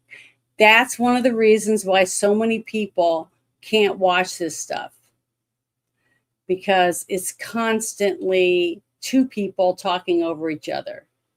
You ask a question, but you don't let the person answer. And then when the person's trying to answer, the other person's not liking what they're saying, so they talk over them and then try to say, well, see, you can't even answer the question. It's pathetic. The whole thing is a mess. If you watch stuff like this, you'll understand why our government is so messed up. You go like, they don't get anything done because they're all fucked up. Nobody listens to each other. Nobody pays attention to what's going on, asks questions and waits to get an answer. And then when you do ask a question and you say a yes or no answer, and they go on and on, they never say no and they never say yes. They just go on and on and on saying shit that has nothing to do with the question that they ask. So it's messed up. We have got so much work to do to get some of these people out of there. And that's why I think it's important that people like you and I can turn on the TV and go to a channel and see what's going on in Congress or in the House, in the House or wherever, even in your state, you should be able to see what's going on and what they're voting on and what they're saying and who's voting. Who's just sitting there going, present, and never voting, okay? Because sometimes, as a few of them we were starting to find out, they don't even go to work. They have their little, aid that just says present, that's it, and then they leave. So that person isn't even there to vote when they have votes. That's why they can't get the votes they need for anything, because nobody shows up. They're probably getting their hair done or their nails done or getting a pedicure or getting their shoe shined or who knows what, eating lunch or at the Congress bar or who knows what. But they're not doing their jobs. They're getting paid and they're not doing what they're supposed to be there, get paid for. I mean, if you send someone there to say no to everything and they're not even saying no, you should be mad too. It's not just one-sided. These people are supposed to be working for both sides. And how can one side be happy all the time and the other side be angry all the time? Because that's impossible. Somebody, if they're really doing votes, each side's going to get something good every so often. It's, someone's going to be happy at some time, not one side always getting told no. I mean, it's pathetic. The whole thing's a mess. I just don't know how we're ever going to fix it when we can't get them to even be able to have a discussion and get anything settled. It's pathetic. But that's one reason why I wanted to share this, is the fact, if you go on the government websites and look where the cuts have been made and what money's been turned off. I mean, I will tell you right now, if a person walks over the border and they haven't put in any money at all into Social Security. Now, this is just common sense. It has nothing to do with being a Democrat or a conservative or a libertarian, anything, okay? You and I guarantee anyone out there who's ever had a job, guess what's come out of your check? Social Security has been taken out of your check. So you have something to lose when they take that money and give it to someone who didn't put one dime into the system yet, but they're paying their bills with it. See, that money should never be able to be taken and given to anyone who hasn't put the money in, period. I mean, I might be putting money in, but I'm not going to get back the same amount of money when I get those little checks, or the little thing in the mail that tells you you're going to get this much money each month if you retire at this age or whatever, that different thing every so often. I haven't gotten one in a long time, it seems like, but every so often you get that.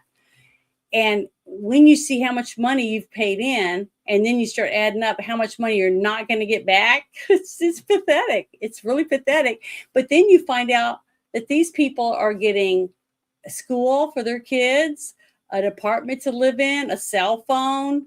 They get to go to the clinic whenever they need. They go to the eye doctor. I mean, they're getting all these benefits, and they haven't put anything in. They haven't paid anyone. They're not even legal, so they can't take money out of their check. But guess what they're doing? They're going to Western Union, and they're wiring money back to their mom and their sister and their brother in another country. That's who's getting the benefit. That's the one who's getting the money, not us. So I'm sorry. They pay taxes when they go to the restaurant, if they go to Taco Bell, or if they go to some other restaurant to eat dinner. Yeah, they're paying the taxes that you would pay when you buy that meal, but they're not taking it out of their check. When you go pick them up in front of Lowe's or National Home Center or a feed store or whatever, and they go back and they do work for you and you pay them cash, who's taking taxes out? Are you taking it out before you give it to them? I doubt it. So I hear so many lies about how they're paying taxes. No, they're not. They're not paying the same taxes you are. How much money? Go find an illegal and ask him how much money he's put into the Social Security system. I'd like to see some of that. I'll put the Friday night shit show chat email back in there, and I'd love to see some of you send me documentation showing how many illegals have paid Social Security or some of these other state taxes that you pay. Yeah, they buy gas and they're paying cash and they're paying taxes on that gas. Why? Because you paid them under the table with hundreds of dollars for whatever labor they did, but they didn't pay in Social Security. They didn't pay for the police department. They didn't pay for any of the other stuff like that you're paying for. They didn't pay school tax. You see, we're getting ripped off. But apparently people like going to work and taking some of their check and just handing it to the people that aren't putting any money in the system. They think that that's okay. Well, I'm not happy with that. When I have money taken out, I always say, I wish I could pay more towards the veterans, because guess what? They've already put time in. And if they're going to get, glasses or go to the dentist or go to the doctor to get x-rays or get medicine, I'm all for that. I'm all for having some of my taxes taken out for that purpose. Why? Because my grandpa was in the military. My dad was a lifer in the military. So, I believe that our veterans deserve a place to live and medical care before an illegal citizen that hasn't done anything for my country, hasn't paid taxes in here. Yeah, they might mow someone's yard or help build a house, because somebody that doesn't want to pay very much money out to people will go and pick them up somewhere and bring them and pay them under the table. So they're ripping you off. The person who's hiring these people is ripping you off also. So I hope you guys are enjoying that part of it. I'm not. But I just want to say, let's see, who else is in here I haven't seen? Yeah, sure they do. I'm going to put that in there. I just did it. So send me some email and send me some proof that I can show on this show that Mike says that they're paying taxes. How are they paying taxes? Who are they paying it to? Are they paying it to you? Are you collecting their money and giving it to the government? I'd like to know how they're doing it. I think that's and it seems like you waited 5 minutes so you could post that to become a member of my channel. Well, thank you so much. That's awesome. Because that's why I do that. Maybe I should have done it for 10 minutes instead of 5. Learn my lesson one of these days. But oh, look at this. Do you remember when Biden was president and he stood up there and said to the people, friends of mine that are in the military, that said they couldn't pay their bills, they couldn't afford to pay their rent, and he told them, get on food stamps. Do you remember that? All while he's paying his son $10 million a year and stuff like that. Wow. Bravo. Proud of you. Are you proud of yourself? Yeah.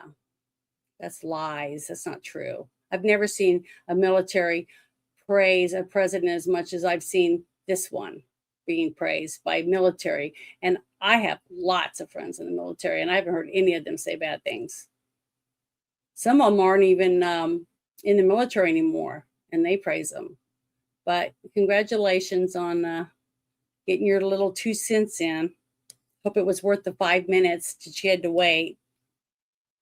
But let's go on to the next thing I have want to bring up. So let's shut this one off. And let's see. Is it this one? No, that's not that one. It's the next one. Yeah, here we go. It's pathetic. Well, here we go.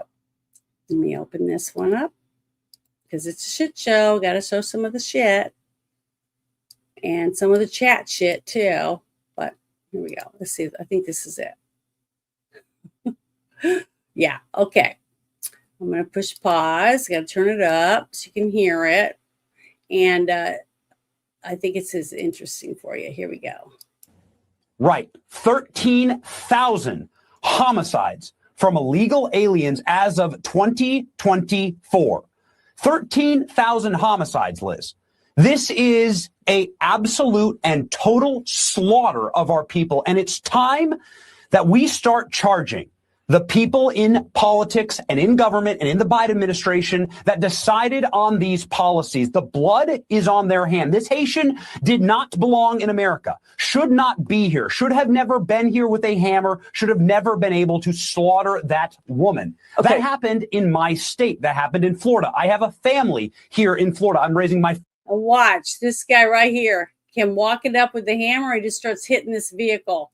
Now, if it was your vehicle, you'd be pissed off, because you're having to pay to get this car fixed, okay? But he doesn't just hit cars. Just watch what happens.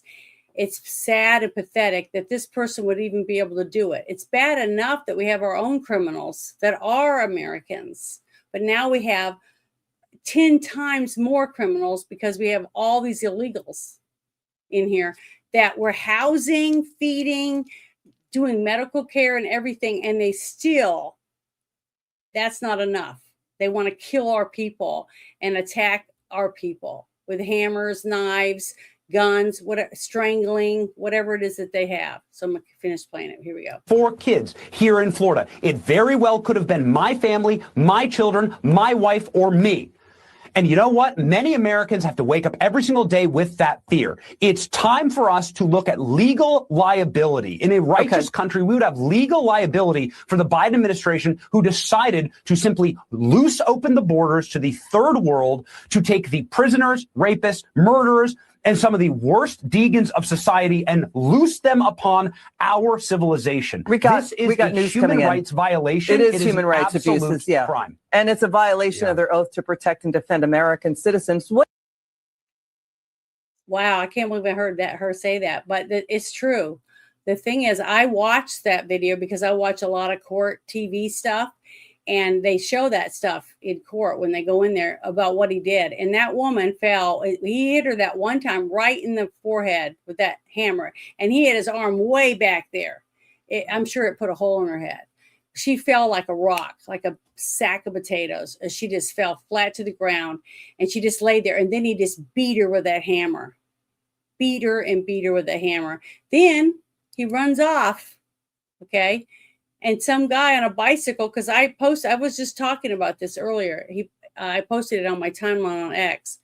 A guy on a bicycle comes riding up, and he gets off his bike. He looks at the woman laying there bleeding, and then he looks at the door of the business, and then he looks at the woman again, and he looks around, never runs to the woman to see if she's alive, put pressure on her wound, anything. And he doesn't pull out his phone and call 911. He does nothing. And he's probably an American. But what's sad is that we've become a country that doesn't give a shit about anybody else but themselves. We've become a bunch of narcissistic assholes that walk by, pull out your phone and take pictures while someone else is getting beat or robbed or murdered. It's disgusting. It breaks my heart to know the situation that we're in, simply because we've had people that live in communities with fences around them that can afford security, but they don't want me to have a gun. Okay, I took the classes. I have a weapon. I have advanced concealed carry. Okay, because I took training and I learned how to use a weapon to protect myself. And I moved to places where I could own a weapon. Louisiana and Arkansas, two good states that they care about whether the people have the right to defend themselves in their own home. Okay, that's one reason why I'm where I'm at.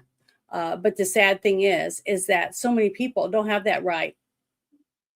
But guess what? You're in your house.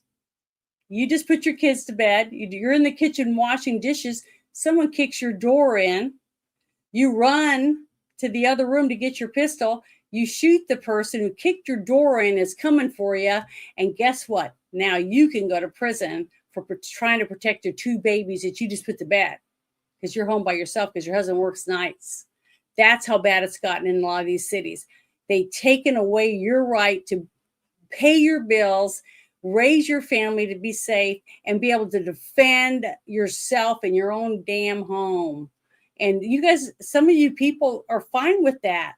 It's like because you haven't been taken out and beaten or murdered or raped and drowned or electrocuted or whatever it is some of these people do, chopped you up in little bits and put you in a trash can. Because it hasn't happened to your loved one, you don't give a shit about that person's loved one. And that's pathetic because one day when something does happen, you're going to need one of your people in your community to be on your jury or the jury of the person that murdered your loved one. You're going to want justice and you're not going to get it because that person's going to get this. Oh, he had a bad childhood. He couldn't help that he wanted to kill your wife and your kids. That's what you're going to see because I'm seeing it right now every day in court. And some of them aren't even citizens. They shouldn't even be here. So, people got to start, we got to start fighting for what we believe. And the only way to do that is to start right in your own town, in your town. So, I don't know. I think it's pathetic, but he's right. I think they should hold that judge accountable. That woman that was sitting on the subway in a state that I don't live in, but I have relatives that live in New York, not right there in the city, but She's sitting on a subway, minding her own business, not bothering anyone. There's video of it. Okay. And all the other people are sitting and doing what they're supposed to do. This gentleman stands up, pulls out something out of his pocket, and just stabs a woman right in the neck. And kills this woman for no reason at all, just because she was the one that happened to sit in that seat, I guess. Or maybe it's because she had blonde hair. Maybe it's because she smelled good or something. I don't know. We have no idea. But then you find out the guy's been released over and over and over, I think 30-something times. And now you're saying we don't have the right to blame the judge that keeps releasing these people for the crime? Well, I think we should. And I can't see why any person that has to sit on that subway every day wouldn't all applaud, saying, yes, arrest that judge for letting these criminals back out on the street when I am riding this bus to go to work so I can pay my bills and feed my family. And every day I get on this bus, I have to be afraid that someone's going to stab me from behind, in my head, in my eye, hit me with a hammer, cut my throat, whatever they're going to do. No person should have to ride a subway, a bus, a cab, an Uber, walk to work or whatever, and be worried that they're going to be murdered on their way to work every single day, and then go home and try to sleep, take care of your family, knowing that someone's going to kick your door in and you can't do anything. You got to just take your kid and say, here you go. This is what you wanted, right? I mean, what are we supposed to do if we can't even hold the judges accountable for not doing their jobs? I mean, Jesus, it's terrible. We've got to start fighting for what we believe in. And you can do that right at home. Find out who's running for sheriff. Find out who's running for city council. Find out who's going to be your county clerk. All that different stuff makes a difference in your own town. And you have the right to do that. You live there. So take the information, take it to your bowling league, take it to your church, take it to your school, take it wherever, and start talking. Hey, we got to do something. This person's running and they've already been arrested twice for whatever. Whatever you can find out about these people. Talk to other people that live around you. I'm sure you talk to people. There's no way you can live somewhere and never speak to your neighbors or anyone in your town to find out, guess what? They probably feel exactly like you, that they're being ripped off, that you're working your ass off and you're only getting half of your paycheck because the rest is going to taxes, but yet they're not doing anything for you. They're not trying to clean up your town. They're not trying to stop the crime. They're not trying to fix the roads. They're not trying to fix the schools. Start demanding what you're paying for. I mean, would you go through the drive-thru and pay $30 for a Happy Meal and a drink when you get it and you open it up and there's like 3 French fries in there and half of a hamburger? Are you going to go back in and gripe, or are you going to just say, oh, well, that's what I get. I should have looked in the bag before I drove off. I mean, come on. It's pathetic that we just let them treat us this way. Most of us do. I don't. That's why they call me and say, hey, you want to work the polls? I've been called for jury duty twice in the last 8 months. One was federal and the other was just regular court. But, because I would do it too. And I would sit there and I don't care who or what the thing is. I'm going to follow the law. I'm going to look at the evidence. And if the evidence is there, even if the other people in the jury don't agree with me, I'm going to say, well, what do you can't see that, this, that, and the other, or whatever. Explain it to them best of my ability. So, because I believe in it, I believe in the system. If we're all sitting side by side, they're not going to cheat in front of you because they got all of our eyes watching them. Are they going to come pay all of us off? I'm not going to take the money because I believe in my family and my grandkids' family one day and their families having the right to vote. It means something to me, what my dad went through to be in the military and his dad. So, I don't know. I'm not a Karen. My name's Janet. So as another person, are you another person that waited 5 minutes just so you could call me a Karen? Oh, thank you. You're so sweet. Can't believe you waited 5 minutes so you could post. That's wonderful of you. Hope you're proud of yourself. Hope it makes you feel like a man. Pathetic. God, it's like I get crawling. And soon as Jackie has to leave to go to work, I start getting all these people. It's wonderful, isn't it? I wish I had a few more of them, more wrenches that could get rid of some of these losers for me. But oh well. They don't have a life, and I feel sorry for them because I have nothing else to do on a Friday night but troll people. Oh, keyboard warriors. Yay! We need so many of them. They're everywhere. Okay, I'll close this one now. Go to the next thing. Try to make these trolls happy. Let's see if I can find something I know they'll hate. Okay, we'll get rid of that. Well, most of the stuff I'm sure they're going to love this guy. You guys go. Let's see what you have to say about this guy. You're going to love it. Enjoy. Here we go. I'm going to play this for you. I'll make sure I turn it up. Let me pause it. Because I'm sure everybody likes this guy. Everyone likes Brandon Gill. Don't you? We'll see. Make sure it's turned up. Yeah. That was one of the most disgusting testimonies I have ever heard. To have Hank come in here and lecture angel families about how they shouldn't be here, how we shouldn't be holding this hearing. What the hell is wrong with you guys? The reason they're here is because of open borders that you guys perpetrated for 4 years. That was one of the most disgusting. So that's funny, don't you think? That he blamed the people that opened the border that it's their fault they're here in the first place. I think it's great. And he's right. They left the borders wide open, and now they're trying to act all nicety nice and try to get their money back because the cuts are coming because they're not getting it what they wanted from it. And they didn't get the votes. They were wanting these votes. Boy, they were wanting some people to vote for them, and they're going to find out that they're not going to get the votes. So now they're mad. They're mad. They're mad. They're trying to act like, oh, look at me. I'm trying to clean up the town after they opened the floodgates and let them all in. So now we were having to scramble to try to find all of them in every nook and cranny. Because, I mean, shit, we got a huge country. You know, we got a huge country. You could drive for hours and hours and hours straight, you know, through all these residential areas, tons and tons of country, depending on where you're driving. But there's a lot of places to hide, a lot of people's homes to go into and hide and eat their food or whatever.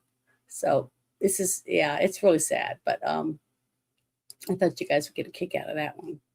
So let me do the next one. Let's see. Pull up this other one. Yeah, Hardwick, I played yours earlier. I played your thing that you'd posted in Discord about a high woke breaker. Thank you for joining me. The one about the whole thing that J.D. Vance did. I think that's wonderful. That's a start. But I think he did it on purpose to try to get them to do the same thing they did about Epstein. Because the ones that tried to cover up Comet Ping Pong and all the, you know, the Pizzagate stuff were the same people that were whining and moaning about the Epstein crap. You know, release the names. And now that they're releasing all that stuff and the pictures and the videos and all this stuff, they're freaking out. And a lot of them are moving. A lot of people are even moving out of the country. So I heard that Hunter Biden was one of them already, that he's not even in the country because he can't afford the money that he owes for his back taxes and a whole bunch of stuff. I mean, he's just way in over his head, and there's no, you know, free money just flowing in anymore.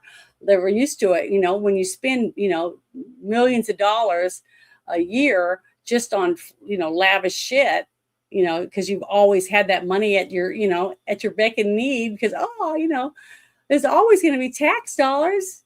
You know, you never run out. It's always coming in. You get used to it. So, you know, no, I'm not a librarian. I just put these glasses on because I think they they don't even have glass in them. I just think they look cool. And I have like this whole toilet right here filled with glasses, depending on my mood, that I'll put on. And no, I'm not a librarian. I promotional work. I talk to people about products, tell them stuff, that kind of thing. That's what I do.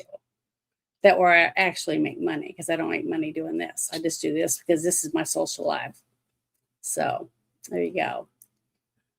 But okay, since you ask, that's what I was telling you. But let me see. What was the next one I was going to bring up? Because I got another rant. I'm really bad about that, but I can't help it. Let's see. Is this one? Oh well, I'll just bring them up as they come. I'm not even going to worry about trying to go in order like I was. But this was a really good one. Iranian regime sentences first woman to death over her January protests. I think it was a few people that saw a few of these women that were protesting, not wanting to go back, but they did, because they knew that if they didn't go back, that their families probably would be murdered, that they left there. So, and there's 3 more that are more than likely going to be executed, because we got to remember, women aren't supposed to go anywhere without their head covered. They're not supposed to speak back, because women are beneath men in that country because of the religion that most of them have. And a woman can't even touch a Quran because she's unclean. A woman, they have to like kill doves and do a whole bunch of stuff just to make her clean until she has her period again. If she has a period, then she has to go through the whole thing all over again. It's very interesting. If you ever have a chance to read a Quran, you should read one. My dad had like all these different, he had a Torah, he had a Quran, he had different Bibles, he had tons and tons of stuff. He thought it was really important, but he was a jungle survival instructor, and he tried to train the pilots to be prepared wherever they crashed, whether they were, because he went to Newfoundland, he went to all different places to train people, and scuba diving and all different things, and he had 5 daughters, so you should feel sorry for him. But he did that because he wanted to understand the religions, the religions of where these people would crash. They crash there. What were the ways that you should treat the people so that they don't want to chop your head off as soon as you hit the ground, right? So my dad did all that stuff, and he was, I thought he was really good at training. That's why they had him traveling all over the world, basically, to train different groups of people on what would happen if you crashed, over enemy lines. How to survive in the desert. How do you survive if you land in the ocean? Different things like that. So that's what my dad did for a living. So someone asked earlier about me, but I'm going to play this for you. So here we go. Human rights groups now reporting Iranian courts have sentenced 4 more people to death over January's protests in Iran, including the first woman set for execution. Dr. Sheila Nazarian fled Iran as a child. She's now a plastic surgeon, lives in California, and she's back on our program and joins me now. Doctor, I want you to comment on this woman a moment here, but since the beginning of this war, these are the numbers we've tracked: 656 executions in 3 months, 341 in January, 307 in February, 8 recorded in March, while Iran was offline. Let me get to being offline in a moment here, but wait, I'm going to pause. I got to pause this for a second. I just saw something in the chat. I want to post for this gentleman. He's back again. Well, I'll tell you this. My great grandmother was raised Chickasaw Nation Indian Reservation in Oklahoma. And I have many friends that were raised on reservations also.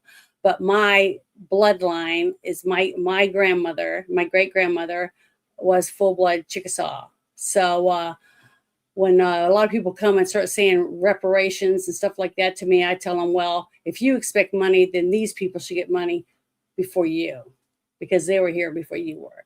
So there you go. And I'm Janet from another planet, so I am an alien too.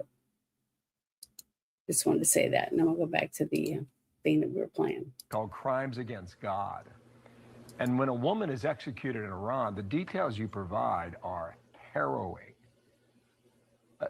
Is this going to happen? Bill, Bill, in Iran, just to let your audience know, they believe this regime, these Islamists, they believe that if a woman is killed and she's a virgin, she goes to heaven. So what they do is they will gang rape her before they execute her. And it's just mind-boggling to me, this Elizabeth Banks sitting comfy in a little cushy couch on a podcast with her hair slicked back, talking about how could anyone vote for Donald Trump. Well, you know, Kamala Harris posted on X yesterday that this is a war of choice, and Donald Trump is the only one helping these people in Iran. So Elizabeth Banks, this woman, Bita, is about to be gang raped and publicly executed. And so are 3 more women. And they have been doing this to many young people every single day, 1 or 2 public executions. So you're sitting there on your cushy couch talking about Kamala Harris. You claim to be a feminist. You claim to be a humanitarian. Where are you when the women need you? You're a fake. You are a hypocrite. You are of no help to anyone. So if you claim to be a feminist, you claim to be a humanitarian, you claim to be a good person, America, Iran isn't just a military war or peace in the Middle East or oil stabilization. This is a humanitarian issue. They are killing young people every single day. And the only one that has helped is President Trump. You know, it's a lack of knowledge and understanding, really. And you understand it better than most. I think about that 19-year-old wrestler who was sentenced to death. I mean, just barbarian.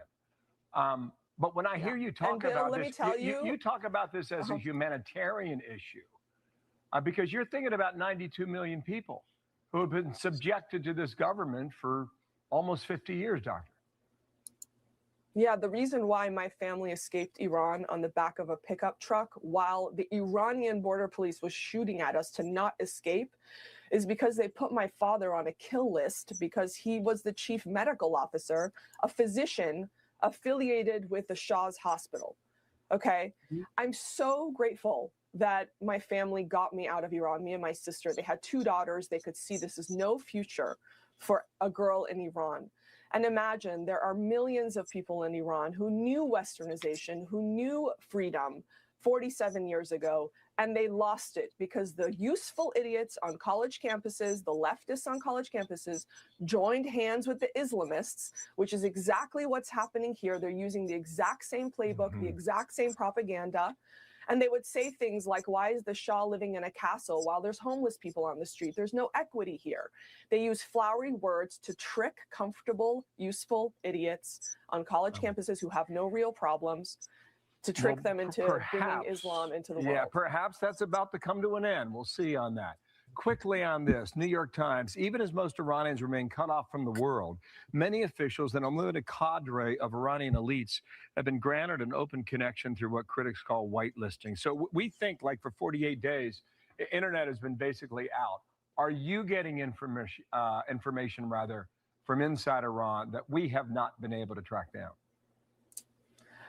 The only things that I'm hearing from Iran is that they don't want the bombs to stop. They are more afraid of this regime than they are of the targeted attacks that Israel and America are doing. Doctor, thanks for coming on. Remember, we thought they were going to go to the street, but when you're faced with an execution in public, it can make you think differently. Dr. Sheila Nazarian, thanks for coming back from California. Thanks. Thank you. Especially the women, because you got to remember, in their religion, women are like not even half of a man. They're not, they can't own property. Can't go to school. They have to be covered head to toe. If they show their wrist or their ankle and some man gets turned on, and they can be beaten, stoned to death in the street after they've been raped and dragged through the streets and stuff, because they're worthless. Women are only good for one thing, and that's to have babies, basically. I mean, I could see them taking the women, like in that movie Bone Tomahawk, if anybody saw that, where they kidnapped the women and they cut their arms and legs off, and that's all they were. They were just baby making machines. They just feed them and make them have babies. It's pathetic, but that's basically how these women are treated, because that's all they are. They're just pieces of meat. Okay, they are slaves. They have no rights. I mean, even right now, people didn't notice it, but I showed it a couple times on this show when Mandami got voted or sworn in on the Quran in New York. The woman holding the Quran is not even allowed to touch it with her skin. She had to have a cloth over it before she's allowed to hold it for him.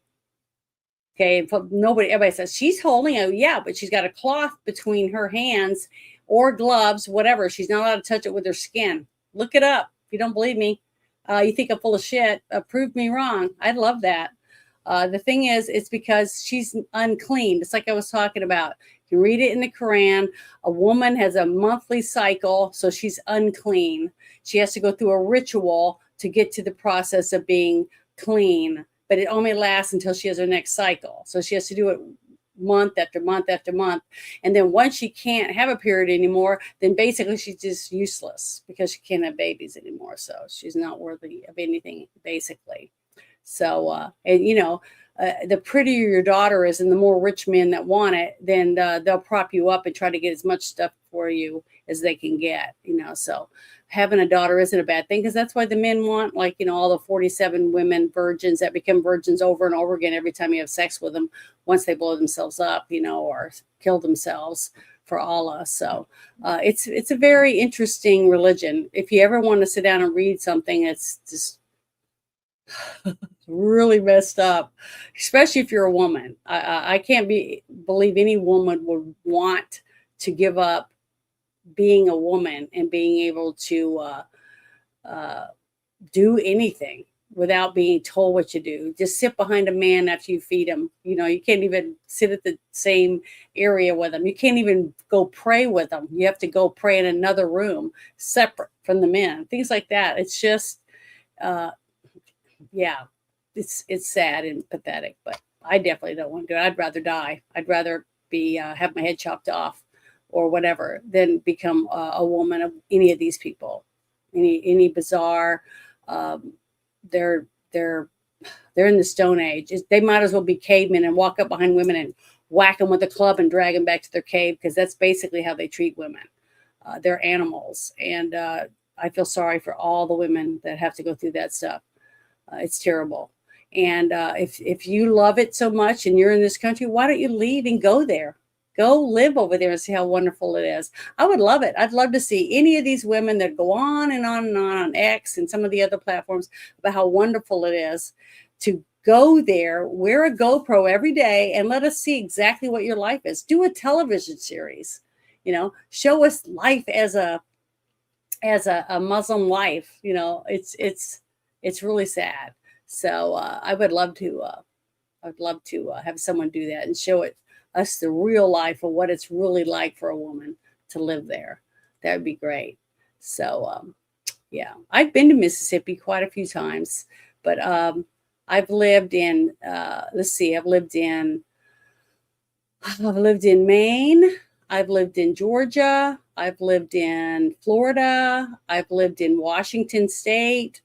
I've lived in, I'm trying to remember, Newfoundland. I've lived in the Philippines. I've been to Guam, but I didn't live there. I stayed there for a little bit, but I've been to Guam. I've been to a lot of places because I was Air Force brat, just like I said. I've lived on lots of bases, and I've been to Mississippi because I have relatives there. My dad was from New York and my mother was from Texas.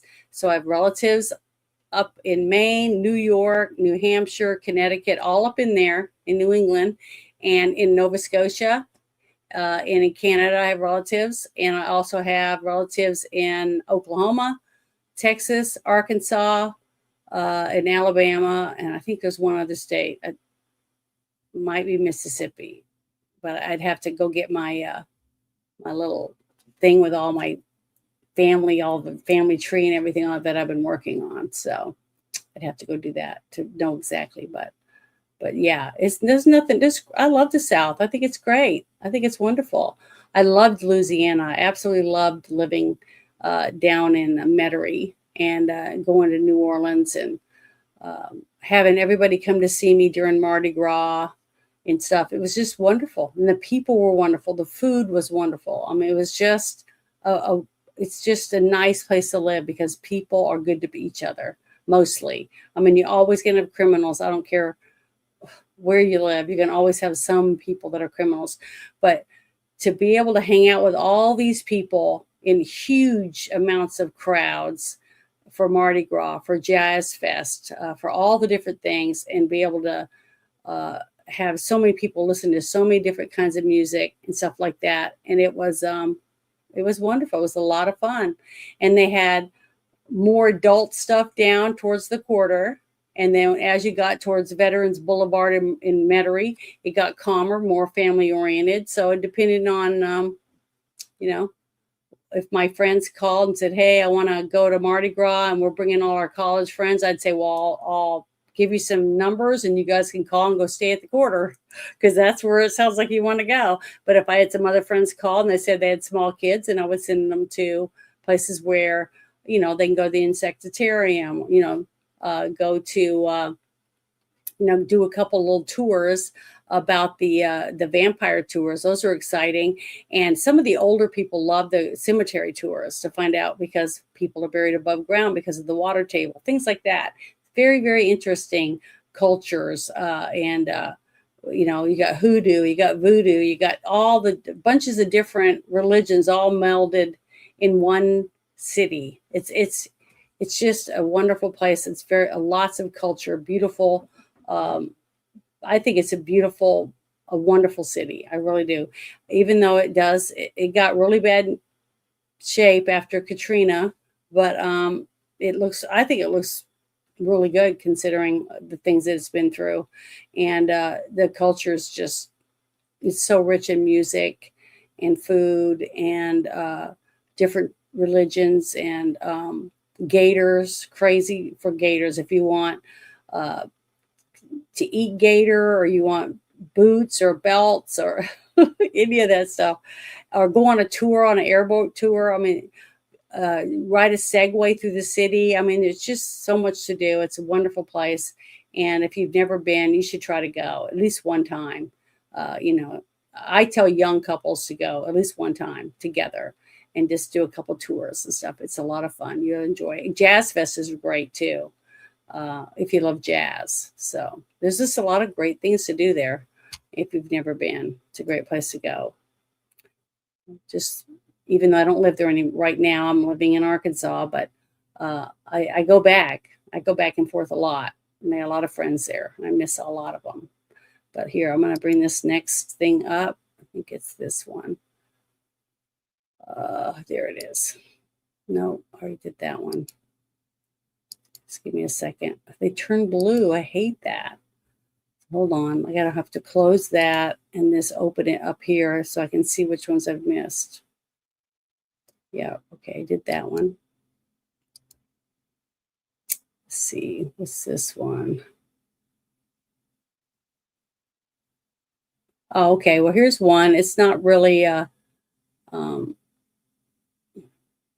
here's another one from our vice president. I think I'll play that one because he did have a few good things to say. I got a couple of those. So let me get that one.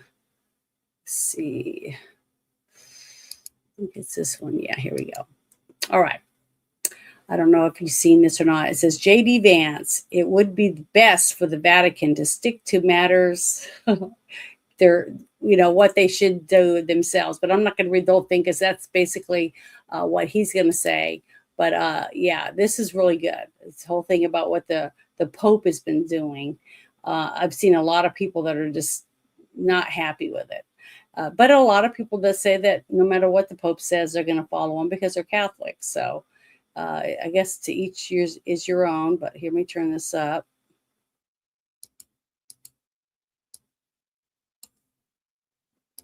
It would be best for the Vatican to stick to matters of morality, to stick to matters of what's going on in the Catholic Church, and let the President of the United States stick to dictating American public policy. It would be best for the Vatican to stick to matters of morality, to stick to matters of what's going on in the Catholic Church, and let the President of the United States stick to dictating American public policy. It would be best for the Vatican to stick to matters of morality, to stick to matters of what's going on in the Catholic Church, and let the President of the United States stick to dictating American public policy. Yeah. So I think it's great. I'm loving the fact that we have such a verbal vice president that's willing to go out, because from before we had a babbling idiot basically She's laughing all the time, and she seemed drunk all the time. At least that's what it seemed like to me. And I'm a woman, I would love to see a woman rise through the ranks and maybe one day run for president and win because she's good, not because she's a woman or she got big ass or big boobs or anything stupid like that. That a person who actually gives a crap about this country and wants to see it better. That's what I vote for. I don't care what they look like. I vote for someone I think is actually going to care about our country and follow the Constitution. So if it's a man or a woman, and Hillary, oh my God, we dodged a bullet with that woman. I mean, my parents really didn't like her. And what's really funny is they had a movie that came out with Tom Cruise. I think it was last year or the year before, and it was called Mina or something like that. But my parents told me about that years ago, and my grandmother told me about Bill Clinton and a few of his cronies, is what my grandmother called them, running drugs at Amina, Arkansas, and putting them all over the place in different places. They were just flying them straight in to Amina, a little bitty town. Nobody gave a shit because they were the Clintons. And, so, I believe my parents. My parents have any reason to lie to me. I wasn't paying them or giving them anything, So, American made. That's it. You're so smart, Hardwick. You know everything. But yeah, you knew what I was talking about. But it's based on truth. It's just so funny how so much comes out, and then they just look the other way, like, well, or they act like they don't care anymore because they stopped talking about it because the pie hits them in the face and they just walk off and lick the pie off because there's nothing else they can do. It's hilarious. I just love it. I love it when that happens to them. But I think that's funny. And this next thing, I think this is the one. Yeah, this other guy too. I want to share this other one. Let me stop this one and share this other one because I thought it was funny that both of these came down my timeline within like minutes of each other. And bunches of the people that I follow were sharing it. So I thought that, wow, this must be pretty good if they think it's great. But so that's why I wanted to share that, because this guy was basically saying the same thing. So here we go. I think it's funny. Why is it only going halfway up? I don't understand that. Any reaction to Donald Trump's comments on the Pope over the weekend? I probably say the Pope needs to keep his business into leading his flock, so to speak, leading the church, and probably stay out of the political arena. He doesn't need to be getting involved in the political arena. Go lead your church, but stay out of the politics. Right? We didn't elect the Pope to be the president or be the anything else. So just keep his nose in the church's business and stay out of the political arena. But what if he sees his role as sort of leading his flock away? No, lead his flock. Well, let's focus on just behavior to and everything else. Just focus on your flock. And Donald Trump is our president. It's not the Pope. I didn't elect the Pope to be president. Good. Thank you, Congressman. Any reaction? I think that's great. The whole time he's smoking a stogie. I mean, that is just hilarious. It just cracked me up. I watched it a couple times and I was like, I just thought it was funny. You just don't see this anymore. A guy getting an interview while he's smoking a stogie out on the steps. I just think it was great. I thought it was awesome and funny. And I'm right, and I think he's right. I think that people are going to still say, like, we didn't vote for any of these Hollywood people to say they hate someone or they like someone or whatever. But if they're an American and they're on American soil and they want to say they don't like something, I think they have the right to do it. I mean, I really do. We can just turn the channel. You know what I mean? We don't have to watch them. Just like nobody has to watch me, which is fine. I'm not going to get mad at people because they're not interested in what I say. They have every right to not agree with me, just like I have the same right to not agree with them. That's what's so wonderful about our country. We had the freedom to do that. The Facebook police aren't going to come to our house and arrest us like they do in England right now. You can get arrested if you say something that hurts someone's feelings. Can you believe that? I mean, Jesus, just think our prisons would be overflowing. I mean, out into the streets. they'd have to have a barbed wire all around the streets in every town. They might as well just take the whole cities and wrap barbed wire around them, because that's what would happen. Everybody tells you, fuck off, get out of the way. They're honking their horns, or they're doing all this shit because they just want to get back to home or get to their job on time. Whatever it is, we have a right to not be a nice person, you know, to not have to like everyone, you know, which is your human right. It should be, you know, just like everyone doesn't like beer. Everyone doesn't like crab. Everyone doesn't like steak. I mean, there's somebody out there that has different things that they want, and I don't have the right to force it down their throat any more than they have the right to do that to me. I love that. I love that we all have our own opinion. That's the way it's supposed to be, you know, and it's pitiful when I look around and I see these countries that are basically just coddling to, you know, one little group or another. It's like, oh, it's pathetic. It makes me want to throw up, you know, because it's so wimps. They're all turning into big freaking wimps. That's what it is. So, and it's sad. It's really sad, because I don't see how they're going to come back from that. Because once those people roll over you, they're probably just going to kill all of you, you know, because your usefulness is gone. So be ready for that to start happening. Just like they're going to kill these women because these women stood up and said what they believed to their government. And you don't have the rights to do that in those countries, especially women. Women don't have rights. You can't have anything without a man saying yes or no. So if you like that, all you men out there that think women are dweebs and women should keep their traps shut and stay in the kitchen and mop and go change your Kotex or whatever, you know, that kind of shit, then you should move there. You guys would love it there, because you can have women, you can do whatever you want. You can beat them. You can lie to them. You can have 5 or 6 of them that clean and wait on you and do all your shit for you. And you'd have it made. So you guys should all move there and become Muslims. I mean, if that's what you guys want to have here, you might as well go there and do it. At least over there, you won't have anybody telling you no. Over here, you're going to be told no by a lot of people, because a lot of people here do not want to live that way. Even men. There's a lot of men that don't agree with that either. So, you know, it's just funny to me that we got people that really do that stuff. But I was just going to tell you, you call her Hillary. I've always called her Hildebeest. That's my name for her. I call her Hildebeest on all my platforms. When I'm talking about her, that's the name that I put in because that's what she is. I'm telling you, she is worse than her husband. She is more disgusting. And I know people that have been groped by him.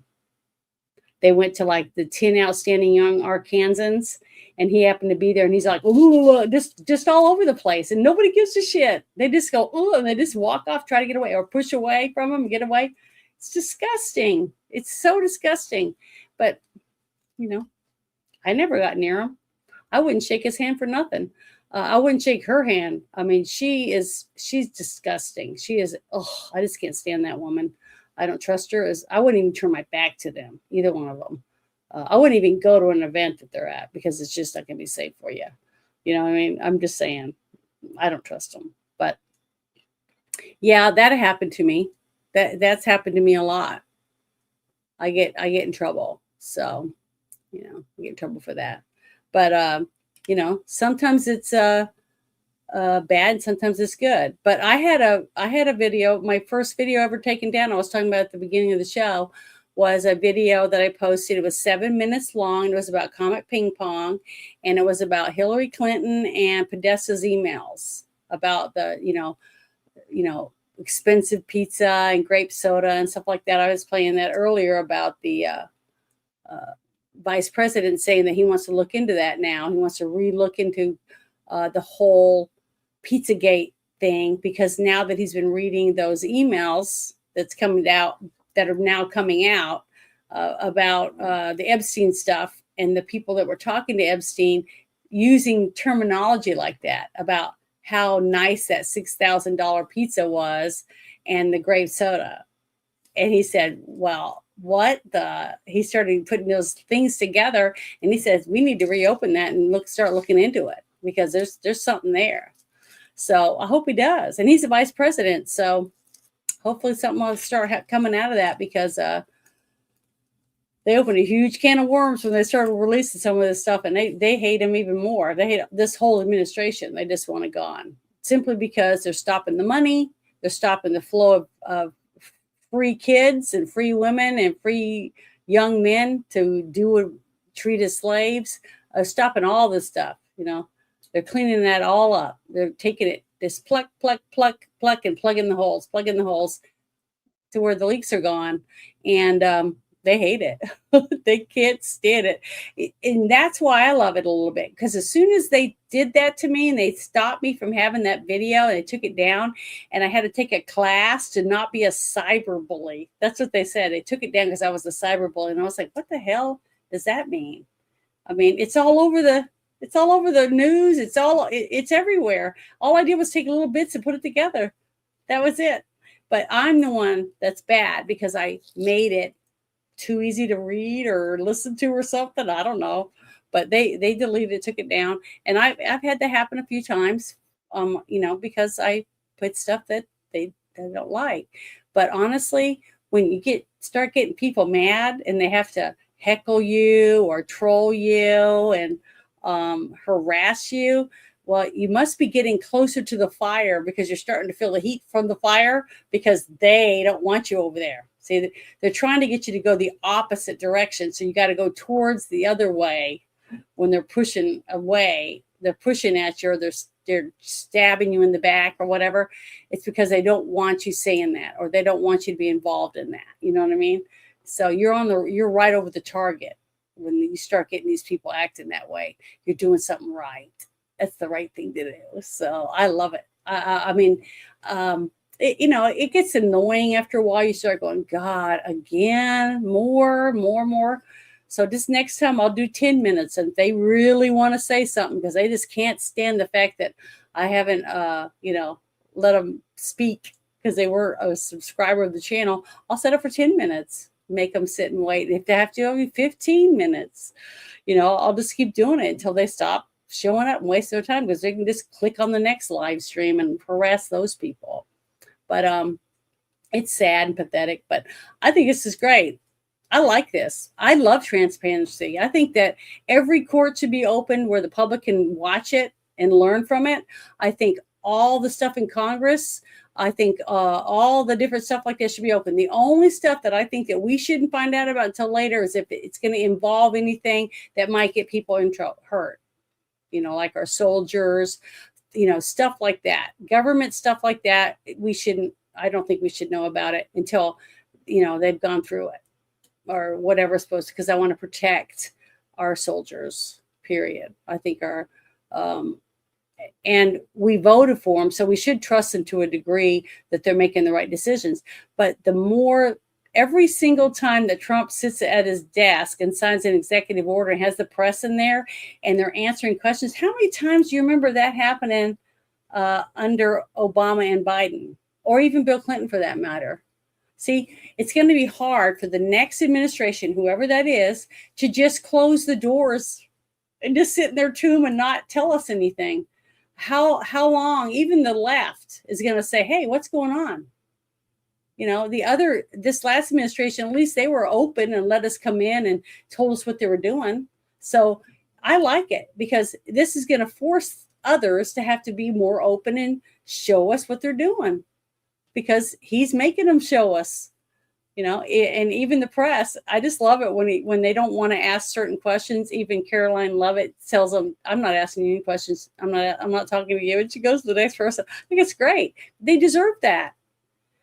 They've proven that they can't be trusted, and I wouldn't ask them either. I would say I just put my hand up, wouldn't even talk to her or something. I'd be a total bitch about it, but I can't help it. But I had the right to do that, and I probably would. You wouldn't want me to run. There's no way. I would never get elected, because I'd tell them to fuck off. I'd say fuck you, kiss my ass. I'd probably even bare my ass. I probably would show them my ass, and that'd be all over the front page, and they'd say, sorry, you can't run. I said, oh, well, I put my name out there. I knew I wasn't going to make it, but that's what would happen, because I just know I couldn't do it. I don't have the temperament for that. But, all of us aren't cut out to be politicians. All of us aren't cut out to be doctors. I can tell you right now, I could see blood. I have no problem with blood, but as soon as you start sucking out that stuff in the back of their throat or wherever, the old people, and they're gurgling, so I just get sick to my stomach. I would barf. So I can't be a doctor either. I wouldn't be able to do that. So I make crafts and I sew, and I do promo work. Like I'll go and they'll say they want to sell a certain kind of vodka or alcohol, and I'll go to one of those shops and I'll hand out samples and wear their little costume or whatever, stuff like that. And it's fun. And I like to talk. So, and they all seem to be happy with when I'm done. And they ask me to come back. So I must be doing, they must think I'm doing a good job for them because they're willing to pay me to do it. So I think so I can pay my bills. But, and I'm doing this and I'm paying every month to use certain software just so I can do this. So it's like me paying for myself to go to the movies or going out to dinner. I'm paying to do this because this is my social life, basically, since I live in the Hillbillyville now. And I'm lucky that I even have cell service right now, simply because I have a booster, not because I have AT&T stock sucks. So does Verizon. There really isn't that good of service where I live. It's like in the Ozarks. So it's shitty. So I can tell you right now, anyone out there that could come here and do something to make it so everybody, I could drive down the road and have a conversation from one end of 40 to the other, make a lot of people happy, because I've been on I don't know how many phone calls and they go, I can't hear anything you're saying. And then we get disconnected all the way through. They would never do a commercial for AT&T, Verizon, or anyone else saying, can you hear me now? Can you hear me now? Can you hear me now? Those commercials? They could never do that driving down the interstate. And that's the interstate where you think that they'd have service for people, but they don't. That's why I tell people, know how to change a tire when you live in a place like this, because you're going to get a flat and you're going to sit your ass there until somebody pulls over to give you a ride. And hopefully they're not a serial killer. So, it would be so good if everyone learned how to change a tire. That was one thing my dad made us do, all of us girls, because he had 5 daughters. He said, you're not going to be able to get your license unless you can know how to change a tire, because if you get a flat out in the middle of the boonies, you could sit there for days. Nobody drives by.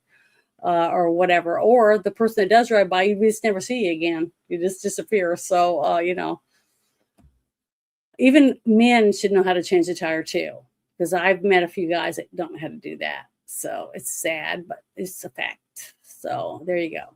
But let me go to the next thing. Let me shut this off and let's go to this and we'll see which one is the next one. Let's see what this one is. Let's see what this one is. I can't read the whole thing. So, this is the whole thing about Merrick Garland, about him lying, and they have the evidence or whatever. So I'm going to play this one for everybody. Let's make sure it's turned up. Golly, was it always down to the bottom? Here we go. Breaking tonight, a Fox News exclusive. We have new information that appears to directly contradict the Biden administration's insistence it had nothing to do with the Justice Department investigations into then former President Trump's alleged retention of classified material and the subsequent raid on his Mar-a-Lago home. Correspondent David Spunt has details tonight. Good evening, David. Brett, good evening to you. These emails obtained by Fox News paint a different picture of the relationship between the Biden White House and the Biden Justice Department. These two offices made it clear at the time, at least publicly, they were not connected and stayed away from any political interference. However, new emails obtained by Fox News from May 2022, 3 months before Mar-a-Lago was raided by the FBI, illustrates coordination between the White House counsel's office and the DOJ regarding an interview of Walt Nauta. Now, remember, Walt Nauta is a current White House aide to President Trump, who was then former President Trump's aide in Florida. Nauta was later charged alongside Trump by special counsel Jack Smith. The May 10th, 2022 email reads in part, coordination with DOJ and White House counsel are in work to start the process to confirm and interview current administration employee While nada, this event is dependent upon the timeline of President Biden's brief decision and coordination between White House counsel and DOJ, and in turn, Evan Corcoran's position on the override of privilege assertion and whether or not he seeks an injunction to prevent access. That was written by an FBI agent, and Evan Corcoran, of course, one of Trump's lawyers at the time. This coming August, Brett, will mark 4 years since FBI agents raided Mar-a-Lago. A few days after that, then Attorney General Merrick Garland said this. I personally approved the decision to seek a search warrant in this matter. Second, the department does not take such a decision lightly. And we're getting new reaction to these emails. Judiciary Chairman Jim Jordan in the House says, in part, it's always worse than we thought. These newly released documents confirm that the Biden DOJ's raid on Mar-a-Lago was politically motivated. We're also hearing from Attorney General Pam Bondi. AG Bondi says the more we learn about the DOJ weaponization under the prior administration, the worse the story gets. And Brett, she says this right here. It's a key part. She says we will continue disclosing key evidence to our congressional partners to deliver the truth and bring those who committed crimes to justice. That's coming from the Attorney General tonight. Brett. That is awesome. And it's nice to see teeny tiny cracks in the dam, like I've been saying. And this is one of them, okay?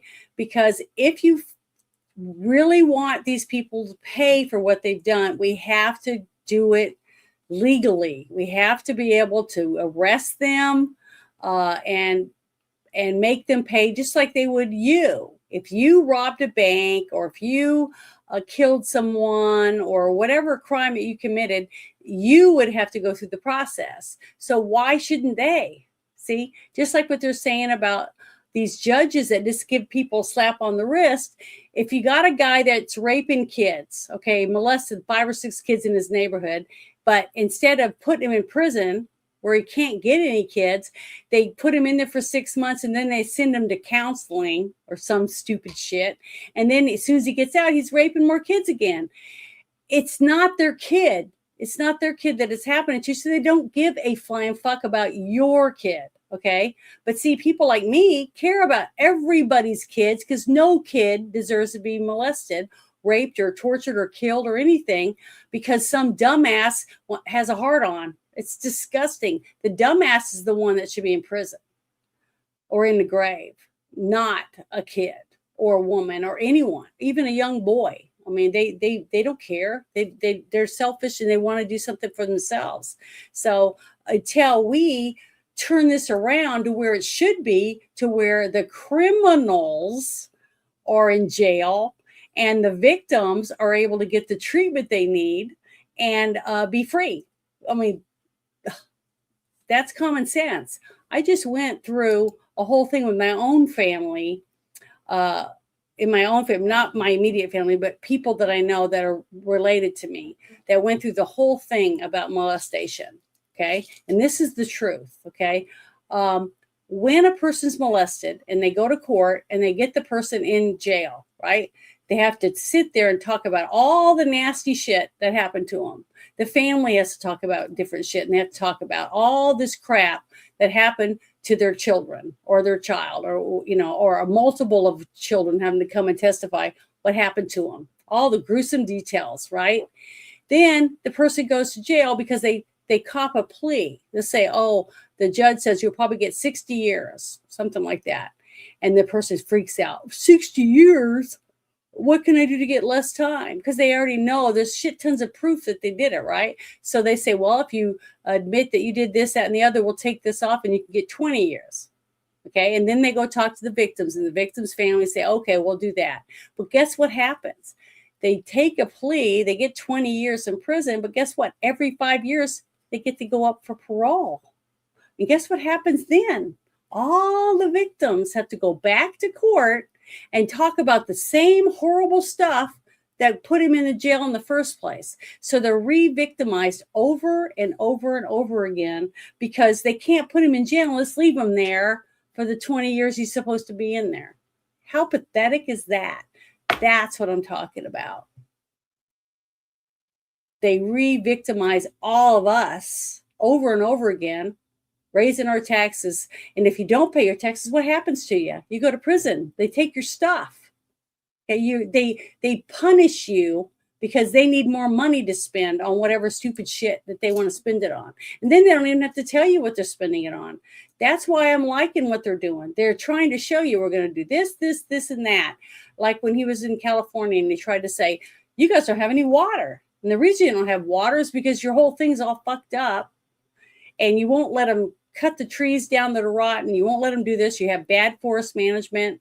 I mean, we have shit tons of forest in Arkansas, and we haven't had near the problems that California has with it. Because guess what? We have forest rangers. We have forest management where they go in and we find a bunch of dead trees. They take them out. Why? Because they're forest. We don't want our forest to burn down. We take out the dead shit.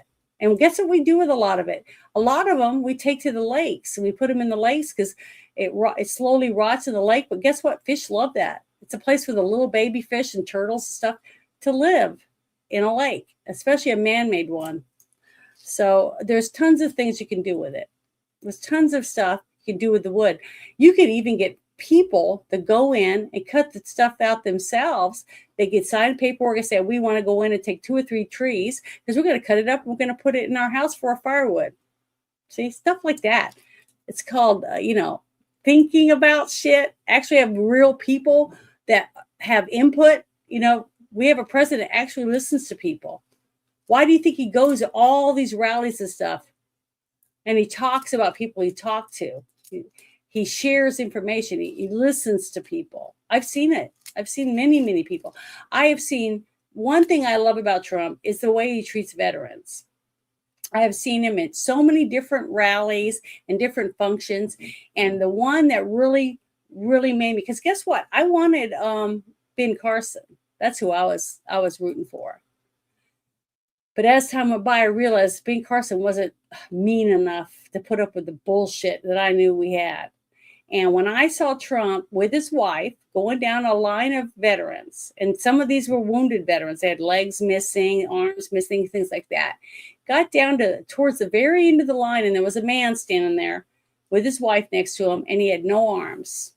He had those things on with the little claspers or whatever. That's what he had for arms. And Trump went by, and I have seen other presidents, I'm not going to say their names, a few others, that just would nod their head. That's it. And then they'd walk to the next person. Well, guess what Trump did? He reached out and touched the man on the face like this. Human touch is respect. He gave respect to a man that had no hands. It just makes me sick when people talk bad about him, because that's something that's on the inside of a person. It's a natural reaction that he felt he had to do. Other people just look and go, I ain't touching that guy for $1 million. And they just walk on by. Just like I already told you, there's no freaking way I would shake hands with Hillary Clinton or Bill Clinton, period. I know that might be disrespectful. If I saw him, I would just stand there and nod my head. Mm-hmm, whatever. As they walk by, they wouldn't even approach me anyways. I'm nobody to them. I'm a plebe. I'm a piece of dirt on her shoe. So I'm thankful for that, because I don't want to ever meet them. There's nothing about them, no redeeming qualities at all that I would he would want to touch, So, but I had the right to feel that way. I live in America. And thank goodness I do. I am so thankful, because even though we have a lot of problems, we are still the best country in this world. I can tell you that. And I've been to a few of different countries and seen how their governments have people living in the street. And they're living in nice homes with, food, lots of stuff. They got everything and the people have nothing. So I've seen that many times. And I'm glad we don't have that here. Even our poorest people that basically don't really, they say they have nothing. They have cell phones. They have cell homes. They're in a building. They're not living in a cave. And now I have seen a few in California that left with help, with church's help. They were living in a car, a family of 4 parents and their 2 children, because they lost their home. He got injured and couldn't work, and the wife was trying to work. It's terrible that would happen in our country when there should be there's billions of dollars being spent to all these states to help people like that. But they go try to get help and they can't get anybody to help them. But I'll go back to the illegals. Boy, they're getting a lot of help, aren't they? It's sickening. That's why I get so upset about it, because I personally am involved with a lot of different things. And it depends on where I'm at the time that when something would come up with state of how they were treated or whatever. But it's sad, and that shouldn't happen in this country. And nobody went up to him, and I didn't go up to him and say, "Hey, are you a Republican or are you a Democrat?" Because what does that have to do with anything? Just like the census. In the census, why does it matter what your skin color is? See, they shouldn't even ask that. It should just be if you're a citizen of America and how many kids you have, how many elderly people, things like that, things that actually matter. Whether, because you got to know how old the kids are because they get to school. Are they going to have to be, are they going to need to make another school? That kind of stuff. Do they need more nursing homes? Do they need more hospitals? They can't implement what they need to grow in their cities if they don't know the ages of the people. But your skin color has nothing to do with whether you're going to build a school or you're going to build a hospital, does it? It has nothing to do with it. You see what I mean? I just wish that was gone. I wish they would just take that off. I've said that for so long. I can't even remember not saying that. But I think it's pathetic that they asked that question. That should not be a question, because your skin color has nothing to do with whether your communities can have something. At least I don't see. It has nothing to do with any of it. Now, if you're a woman, you're going to need different care than you're going to need if you're a man. A woman doesn't have a prostate. So if you need a prostate center because you're going to have a lot of elderly men, well, you would need a prostate center. If you're going to have a lot of young girls, more teenagers and college age women, and then more women that are going to start having babies, then you're going to need a center for them to go to for birth control or, pap smears and all the other nasty stuff that goes along with women, right? But you need to know those things because it's important on whether or not you need this kind of hospital or that, or, those things. But it has nothing to do with what your skin color is. I don't know. It just pisses me off when I see that. Every time that census comes by, I'm like, I'm not even going to mark that off. And I don't mark it anymore. I tell everybody, don't put anything on there because that has nothing to do with you, who you are. Oh, just pisses me off. On a piece of paper to build a community. It has nothing. It's just stupid. I just don't understand that. To me, it's ridiculous. Oh, but let me close this. Again, sorry. Let me open the next thing that I've got. I can't help it. These are all things that I just put in my little, chat room because I saw them. Somebody sent them to me, or they shared it with me, or it came across my timeline, and I was like, "Wow, that's really moving." Like this. This is another one I really like. I love this man almost as much as I love Kennedy, that came from my state in Louisiana that I voted for, Senator Kennedy. He's just like he is. Every video that I see in him talking about, well, that's stupid.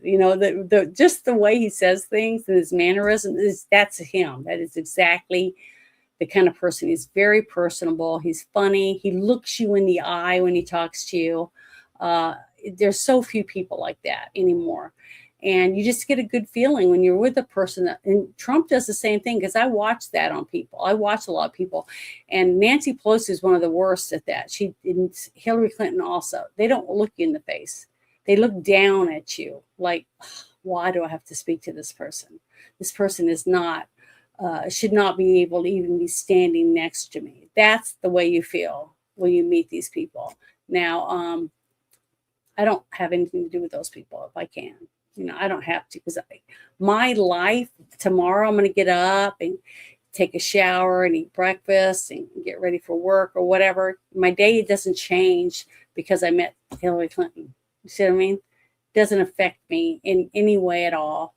So, well, it could, I guess, if I get Clintonized or something like that, right? I had to throw that in. Sorry, that's terrible of me. But I want to play this for you. He's talking about illegal Haitians, and he's not happy with it. But the thing is, he's not a quitter. But the thing is, he's very verbal about everything. I've seen him walking in feet of snow with his coat on because he's had to go outside and walk around, and his wife's following him in the car because he just needs a break because he's so upset about certain things that don't go their way. I just like that. And to me, he's very visual. He's open. He's trying to let everybody know what he's talking about, how he's going to vote on something and things like that. I wish all of our people were that way, because then at least you know what you're voting for. When you vote for somebody and they say this, that, and the other, and then they go there and they don't do any of it, that should piss you off. You voted for them because they lied to your face and said they were going to do something. Then they get there and they don't do any of the things that they said they were going to do. Those are the people you should be mad at. The ones that go there and they're fighting, even though it doesn't pass, you see what they're doing and that they're trying to do what you asked them to do. And that's all we can expect from them, just like us. We do the best we can with what's in front of us, on our plates, right? And that's all we can expect. You can't get mad at your mom or your dad because they're working their ass off, but they still can't afford to buy that $600,000 house, and you still live in a trailer, right?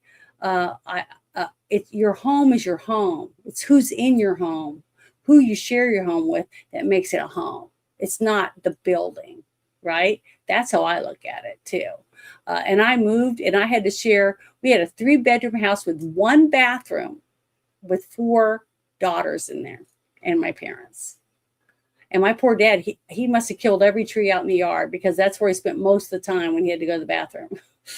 Was out in the yard, simply because, there's always a girl in the bathroom. I mean, doing her hair, fixing her hair, taking a shower, taking a bath, cutting her toenails, painting her nails, whatever, they're always in there, it seems like. So I was a tomboy, so I spent a lot of time with my dad, and he complained about it a lot, about how he never got in the bathroom. But he could never afford to put another bathroom in, but oh well. That's the way it is. I miss him because he passed away 8 days ago now, 9 days ago. So, it sucks. We all have to lose people we care about, but we can't just quit living because of it. We have to not quit. We have to keep fighting. We have to keep doing what we knew that they would want us to do if they were still here. That's what I think about it. But there we go. Let me play this for you. I think it's really good. Well, it's sad, but it's him. Here we go. Hey everybody, Tim Burchett is leaving the House floor. 3 bills, 2 of no real significance. The third, unbelievably, a Democrat motion to provide for consideration that legal immigrants status to Haitians. It provides legal immigrants status to Haitians who are already in the United States. So you have illegal Haitians here, and we're going to allow them to stay. And 4 Republicans. Look them up, who they were. You can pretty much guess, but go ahead and look them up. Anyway, unbelievable. This is one time I'm glad for inaction in the Senate. But dadgummit, this is what we've become. We gotta clean this mess up here. Anyway, thank y'all for sending me here. We'll keep fighting. See, we still have good people. Whether you want to believe it or not, we still have people that really are there to try to fix things. I mean, you might go to the same Thanksgiving every year with your family, and there's 2 or 3 people that you absolutely can't stand, right? But every year you go, they're the same person. They don't change. They talk about the same things. They act the same way. They treat people the same way, right? Well, why do they keep putting people back in office when they do the same exact thing every single time they go? That's why Pelosi's and people like that just go there and they go there and they go. They basically live there off of you because you're paying for them to be there. Even if you don't vote. See, the thing is, when you don't vote, you're voting for them because you didn't go there to stand up to try to keep them from being there. See, that's why your one vote matters. Because if every single person that never voted goes to vote, it could change everything. I think that's what happened when Trump won in such a landslide the first time. That Hillary Clinton, I loved it. I rewatched that over and over again as it gave me joy to see her so pissed off. She's standing up on the stage so arrogant and nasty, because I just can't stand the woman. And here comes that guy, what was his name? Podesta guy, to tell her that she didn't win. And she could see, if she could have, knives would have came out of her eyes and killed him right in front of her, or lasers or whatever.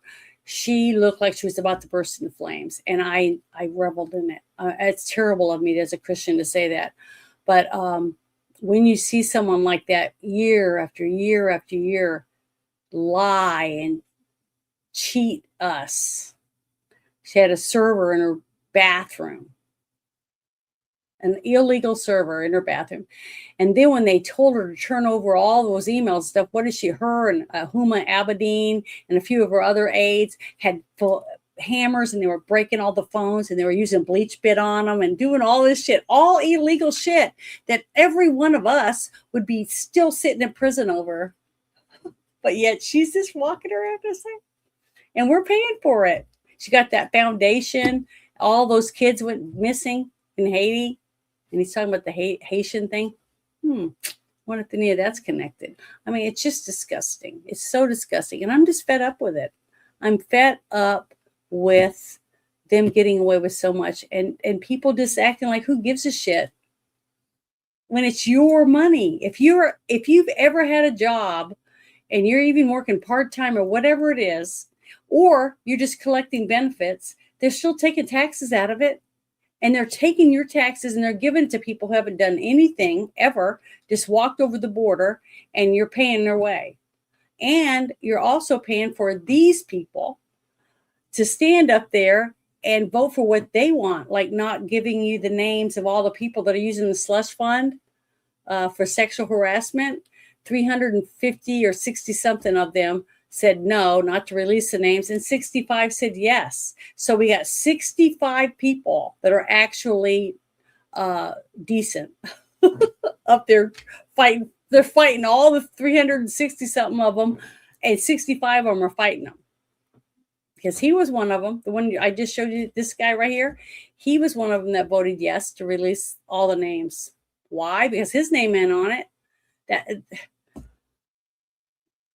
I just watched a trial, well, some of a trial of a guy that confessed. He's confessed. They're doing the sentencing phase right now, whether he gets death penalty or life in prison without parole. That took a 7-year-old girl from her front yard, put her in the back of the FedEx truck that he was driving, and murdered her in the back of it, and did horrible things to her. Now, we couldn't see what he was doing because he took stickers and put them over the camera so you couldn't see, but you could hear every blow, every stomp on her little face and on her body. Over an hour it took him to kill this little girl, and then take her, strip her clothes completely off, and dump her in a lake. Okay, they're watching. The juries had to watch all this stuff, but he put stickers over it. Why? Why do you think he put stickers over the cameras? Because he knew he was about to do something illegal. Just like I said about all the paper they were putting over the windows when they were doing the counting of the ballots. Why? I worked the polls many times, and we never had to hide that we were counting ballots. The only time you'd have to hide it is when you're hiding something you're doing. When you have to do it in the secret of night, undercover, where no one can see you, it's not the right thing to be doing. I mean, if you're going to cheat on your wife, are you going to cheat in front of your wife? Or are you going to hide in a closet or at a hotel down the road, or have a secret app so that she can't see that you're making phone calls or taking selfies or whatever? You hide bad things that you don't want people to see. That makes common sense. Does anyone have common sense anymore? To put two and two together, that if you put stickers over things or you're covering something up, or you don't want to release the names. What does that mean? What does that tell you? It tells me that those people don't want to release the names because more than likely their name is on there. And if their name's on there and you get to pull out the records to see how much money have they taken out of your pocket to pay because they broke people, or they who knows what else they did to people. So they got them to sign non-disclosures and paid them money. They bribed them, basically. They're using this money to bribe people. So we have a few people that come forward and say, hey, a few out of the 65 that voted yes, brought it up. Hey, let's release the names of everybody that's on the slush fund that's used money out of it so we can get rid of this, because we shouldn't have a way to bribe people or just hush money, whatever you want to call it, like they kept accusing Trump of having. Everything that they point, like my mother always said, she had five daughters. When you point your finger at someone, how many are pointing back at you? Well, there's 3 right there pointing back at me when I'm pointing forward. So all these people and everything that they're saying they're doing it. You know, like the fraud with the real estate fraud, tax fraud, all these things that they're saying they threw at Trump to try to say that Trump was doing. They go to court. They didn't have the stuff. Like when they went to Mar-a-Lago and did the raid and they went through Melania's underwear drawer and shit. You know, it was to humiliate him, whatever. Maybe they were trying to find something that he's got that they want. But Trump was smart enough to know they're going to try to come here and get it, because you can't trust criminals. You can't trust people that constantly have to cover up, put stickers over the camera lens. You can't see what they're doing. Okay. But the thing is, when you're that arrogant and narcissistic, you forget about little things. And that little things are what they're collecting and getting evidence for. Just like I was saying about the emails. Okay. The email saying, oh, grape soda and pizza. Same thing that was said in a lot of things with Comet Ping Pong. So that means either the same people might be involved, or they hang with some of the same people because they're using the same terminology for what they're doing. See, there's similarities in there. It's the same thing. Like when they tried to catch the Green River Killer, they went and interviewed Ted Bundy in Florida. They went from, I think it was Oregon, or was it Washington? It was right in there, in those areas where the Green River Killer was killing people. They went to Florida to talk to a guy that was on death row, because guess what? He did the same thing. And when they said, how can we catch him? He said, well, if you watch a documentary, you can see yourself. So it's not hearsay, because you can go and see if I'm lying or not. And then come back and tell me, you're a liar. I wouldn't watch the documentary. Didn't say that, but go watch it and tell me I'm wrong. He said, the next time you find a body, a fresh body, stake it out, because it's going to come back to the body. And they go, well, how do you know that? Because he said, because I did. Ted Bundy would go back to the dead women, put lipstick on them, makeup, and have sex with the dead bodies and brush their hair and stuff. And he knew that the Green River Killer was probably doing the same thing. And an interesting thing with the Green River Killer, because I remember the interviews with all these agents, his FBI agents and detectives and stuff, trying to find out what they thought it was a Satan ritual or whatever that he was doing to these women when he killed them, because he was putting rocks in the women's vaginas. Okay, and I know this is kind of graphic, but this is an adult show. He was putting rocks inside of them. So somebody was saying, oh, that's got to be some type of devil worship or something. So when they did get him, they asked him, why'd you put rocks inside the women bodies like that? He said, so someone else wouldn't have sex with them. That's how sick and demented these people are. He actually believed that when he left the body halfway in the river or whatever on the bank of the river, he put rocks inside their vagina, that some guy's going to go be walking by fishing, want to go fishing. He's going to look down and say, oh, a naked, swollen woman with flies all over her. Man, I'm going to jump that. That's how sick these people are. Okay. So when you have sick people, you have to collect information like that. So the next time you see something like that, and you're a detective, you can say, this killer did these same things. So we got another serial killer. And we need to start on the lookout. And these are the things that I would look at because they did research, try to put things together. That's another reason why, if you look at it, in a lot of Democratic run states, you're not allowed to bring up past things that a person has done when they're accused of a crime. Let's say, like this girl that I was telling you about, this 7-year-old. Well, normally in court, if it went to trial, which it didn't because he confessed because he knew he was going to, they had the video. Like I told you, they had the audio of him. They see him with her standing behind his truck when he told him that he had run over with his truck. Well, she's standing behind him. She's not injured. She's like, what's going on? Where are you taking me? Are you a kidnapper? She's asking all these questions. He goes, well, I took you because you're so pretty. You know that, right? This is how he's talking to a 7-year-old girl. He kidnapped her after he delivered Barbie dolls for Christmas to her at her house. It's disgusting. But, you know, he confessed. So now it's a sentencing phase, so they can do it a little different. It doesn't have to be the same. Well, he had done it. He had raped other young women, underage girls, before. He decided to take a 7-year-old one. It's disgusting. We have so many bad judges, and we got so much stuff like this happening in our country, and we need better judges. We need people to follow the law, because raping and killing young people is criminal. And if you got DNA and you got video and you got all this stuff, it's a slam dunk. But then you have judges say, well, they're going to do this starting next Wednesday. I tell everybody, start watching it if you can. You can watch the recordings when you get off from work. Starting Wednesday next week, the defense is going to be bringing in his side to try to say, well, his mom drank alcohol when she was pregnant with him. That's part of the problem, why he does what he does. How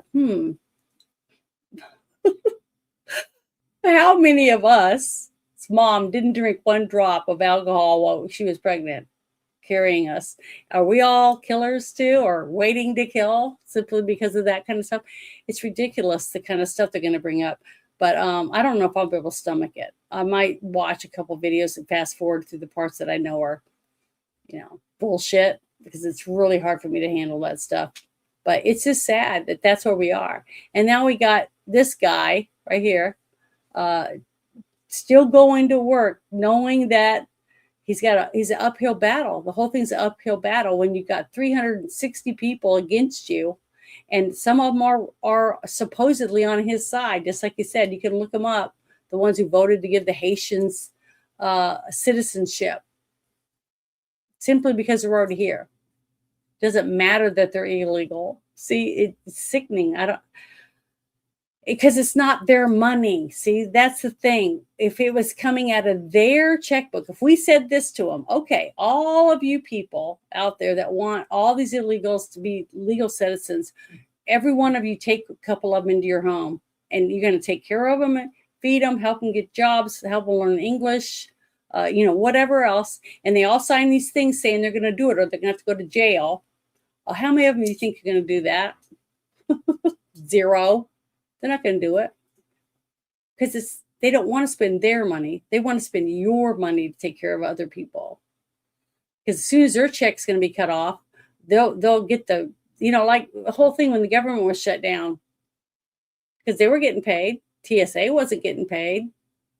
Forest rangers weren't getting paid. A bunch of other government agents weren't getting paid, but they were. So they could last as long as they wanted. They were ready to take Easter break, and they didn't give a shit whether or not you could afford to go buy Easter basket for your kid. That's how pathetic they are. And we're just let them do it because we don't do anything. We don't say anything. We don't do anything. But supporting people like this gentleman and Kennedy and a few others shows that you care. So, it's important. I think it is. But I'll close that one. Well, you can leave. You don't have to stay. You can go anytime you want. I didn't drag you in here. You're not paying me. So leave. Just go. I'd be happy if he left, but see, he won't. Because he waited 5 minutes so he could say that. That's what's so funny to me. All these people saying that stuff like that waited 5 minutes because it says so at the top of my thing. It says, Janet from another planet turned on subscribers only mode. You have to wait 5 minutes to be able to speak in the chat. They'll sit there for 5 minutes waiting just so he can say, bitch, I hate you, fuck you, whatever bad shit they want. That's what they do. They love it. And there you go. That's what we get. But the thing is, they'll benefit from all the hard work other people do anyways, because they'll get the better prices. They'll get whatever good stuff comes along, they get to have it too, even if they didn't want it or didn't vote for it or didn't work for it or whatever, because that's the way it works. Right? Or am I wrong? I guess it works different for some people, doesn't it? Because we voted for that. But let me turn this one off and go to the next one. Let's see, what was this next one? Let me make sure I open the right one. Okay, yeah, I'll do this one. It's the Nicholas one. Okay, this one right here. All right. I don't know if you guys heard this one or not. We push pause, turn it up. It says the USDA approved extremely dangerous self-amplifying RNA shots for dogs and cats. So they pushed it on people, and now they're pushing it on your pets without you even having to tell you about it, because all they do is tell the people that have to know, those people. But what was sad is way back when COVID, they were trying to get the COVID vaccine out in the first place, I was playing videos, and this was a couple of the ones that got me in trouble, was because I played these videos that people sent me from different states that had beagles. It was like 21 beagles in one, and then there was like 14 in another. There are different laboratories that were giving the COVID vaccines to beagles, and every single beagle died. Every single beagle died in every one of the laboratories. I think there was like 4 that I know of, that I saw the actual videos. And these were people that snuck in to get videos of them and get the information. They had like hidden cameras on them so they could capture this information to show people that every single animal, which were their beagles that they used, died. But now they're going to give it to them anyways. They're going to give it to your cat, your dog, when you take it to the vet. So here we go. That's one, if you love your pet, try to know what you're giving your dog or your cat. Our pets. Is it true that they are putting mRNA in things like the rabies vaccine? Unfortunately, it's true. Last year, the USDA authorized Novavax NXT. It's developed by Merck. It's a RNA particle injection, that are self-amplifying RNA particle injection for dogs and cats for rabies, feline leukemia virus, and canine flu. So veterinarians across the country are injecting self-amplifying RNA injections into our pets. Most people don't even know. They'll go to the vet. Nobody tells them it's self-amplifying RNA. This could probably shed onto dog or cat owners through bodily secretions, given how it's self-amplifying. So if you go to the vet and you have to give your dog or cat a rabies shot, make sure it's not Novavax NXT. I gotta go check that, because now if my cat got it, does that mean I'm vaccinated? We don't know. They never tested it. Well, the reason they don't test it is because they don't want you to know that's what it does. But guess what? I get allergy shots, and I've told people that, a lot of that on my show before, because I'm allergic to ibuprofen. I'm allergic to gluten. I'm allergic to a whole bunch of different things. But the thing is, when my allergy doctor is the one that told me don't get the vaccine. He said, I don't recommend you get it. And I asked him why, and he said, because we don't know what's in it. he said, look how allergic you are, all the things right now, right? And I'm doing shots every week. I've been doing it for 3 years, over 3.5 years. And I still get huge snots on my arms and stuff. And sometimes I get giant bruises when they try to up my dose of all the things I'm allergic to. So they give you a small dose and your body's supposed to end up realizing, hey, this isn't going to kill you. So don't have such a severe reaction. So over time, your reaction gets less unless you don't get, your eyes don't swell shut anymore. You don't sneeze your head off and all those different things. That's what allergy shots are for, to help your body realize it's not a deadly thing that you need to try to defend yourself from. It makes it easier to be able to go out in the pollen and things like that. And you don't have all these symptoms because I have them year round, you know, mold, mildews. I'm just about allergic to every tree and grass in the state that I live in. So it's really tough, but I still get up and still do stuff. I have chickens and I'm allergic to feathers. I just wash my hands and I mow, and I have an EpiPen. I put it in my shirt in case I get stung by a bee because I'm really bad allergic to bees. But I still live my life. I still go fishing. I still do what I want because I'm not going to sit in my house and do nothing simply because I'm allergic to stuff. But now what's sad is now they're doing this under the cover of darkness, basically, after I told you about what happened to all those dogs. So your dog dies. Are you going to sue your vet? You know, are you going to be able to afford to sue your vet? You see what I mean? So your pet gets that vaccine and ends up dying. And I have a couple of friends who's lost their dog, and I haven't had the heart to say, hey, can you find out what vaccine, you know, what rabies shot your dog got, or what whatever the other shots were they listed.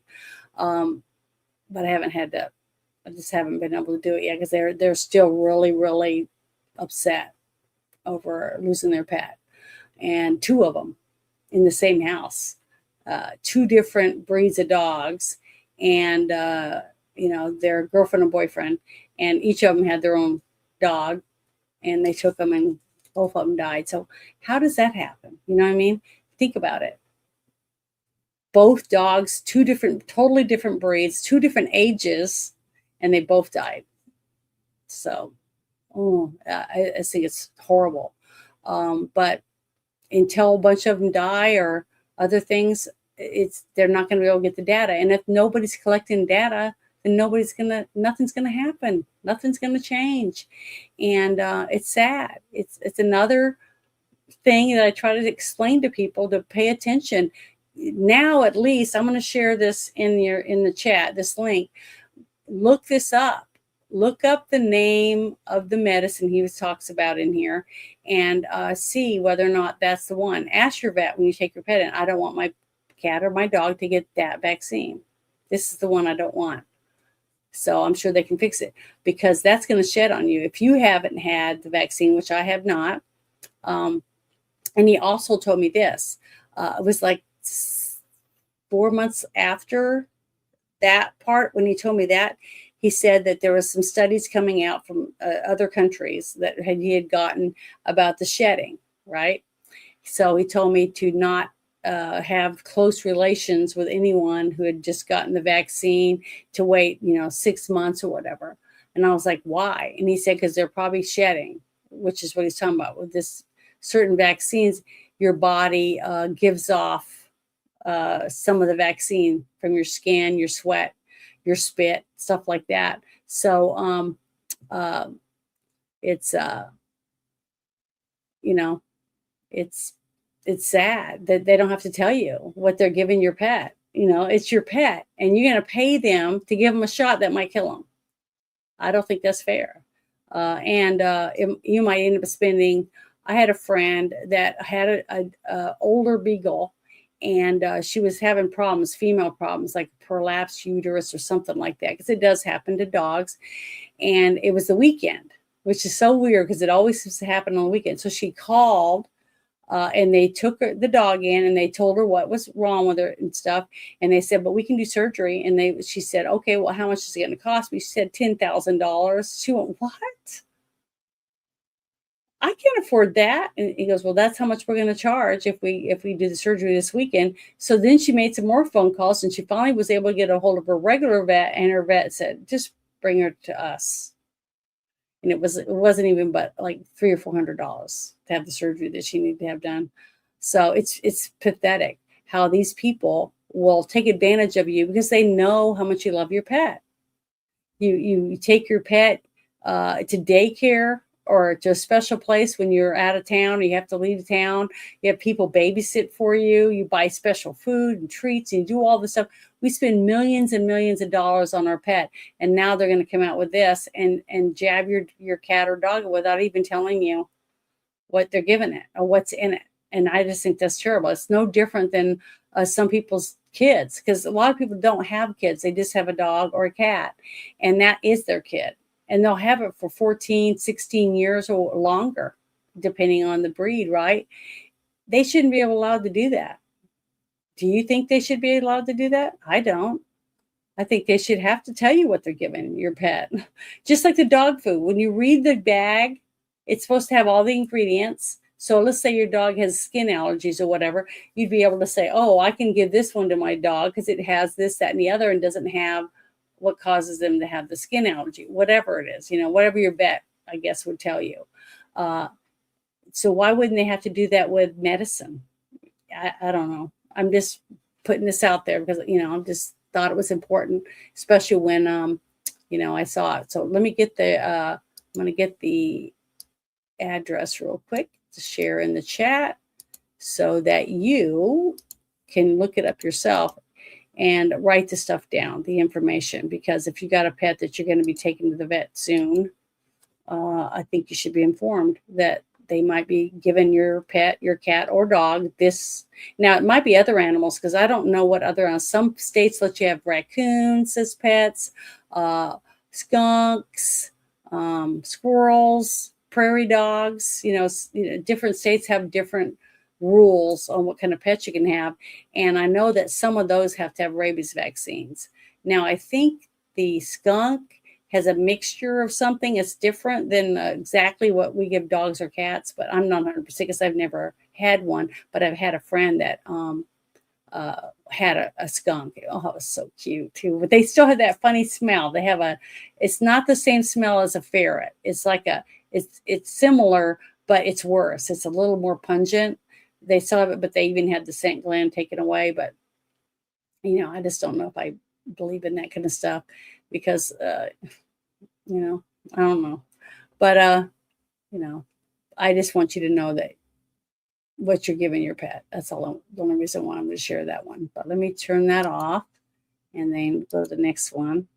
I thought that was important that people would know about it. Let me see what this one is real quick. Oh, this one I thought was so interesting. So I want to share this one. And I bet most of you probably have never even heard of this, but I was like, what the blank when I saw it. So here we go. Very, very interesting. They're saying that Fox News reveals bacteria was smuggled into America from China in a shipment labeled women's underwear. I just think this is awful. A Chinese researcher in Indiana University, who is reportedly a member of the Chinese Communist Party, has been jailed in a troubling case. So I'm going to let him tell you, because basically everything they put on there is what's in the video, and I don't have to read it if they're already going to talk about it. But let me pause it and start it from the beginning, and I'll make it big so you can hear it. But this is like,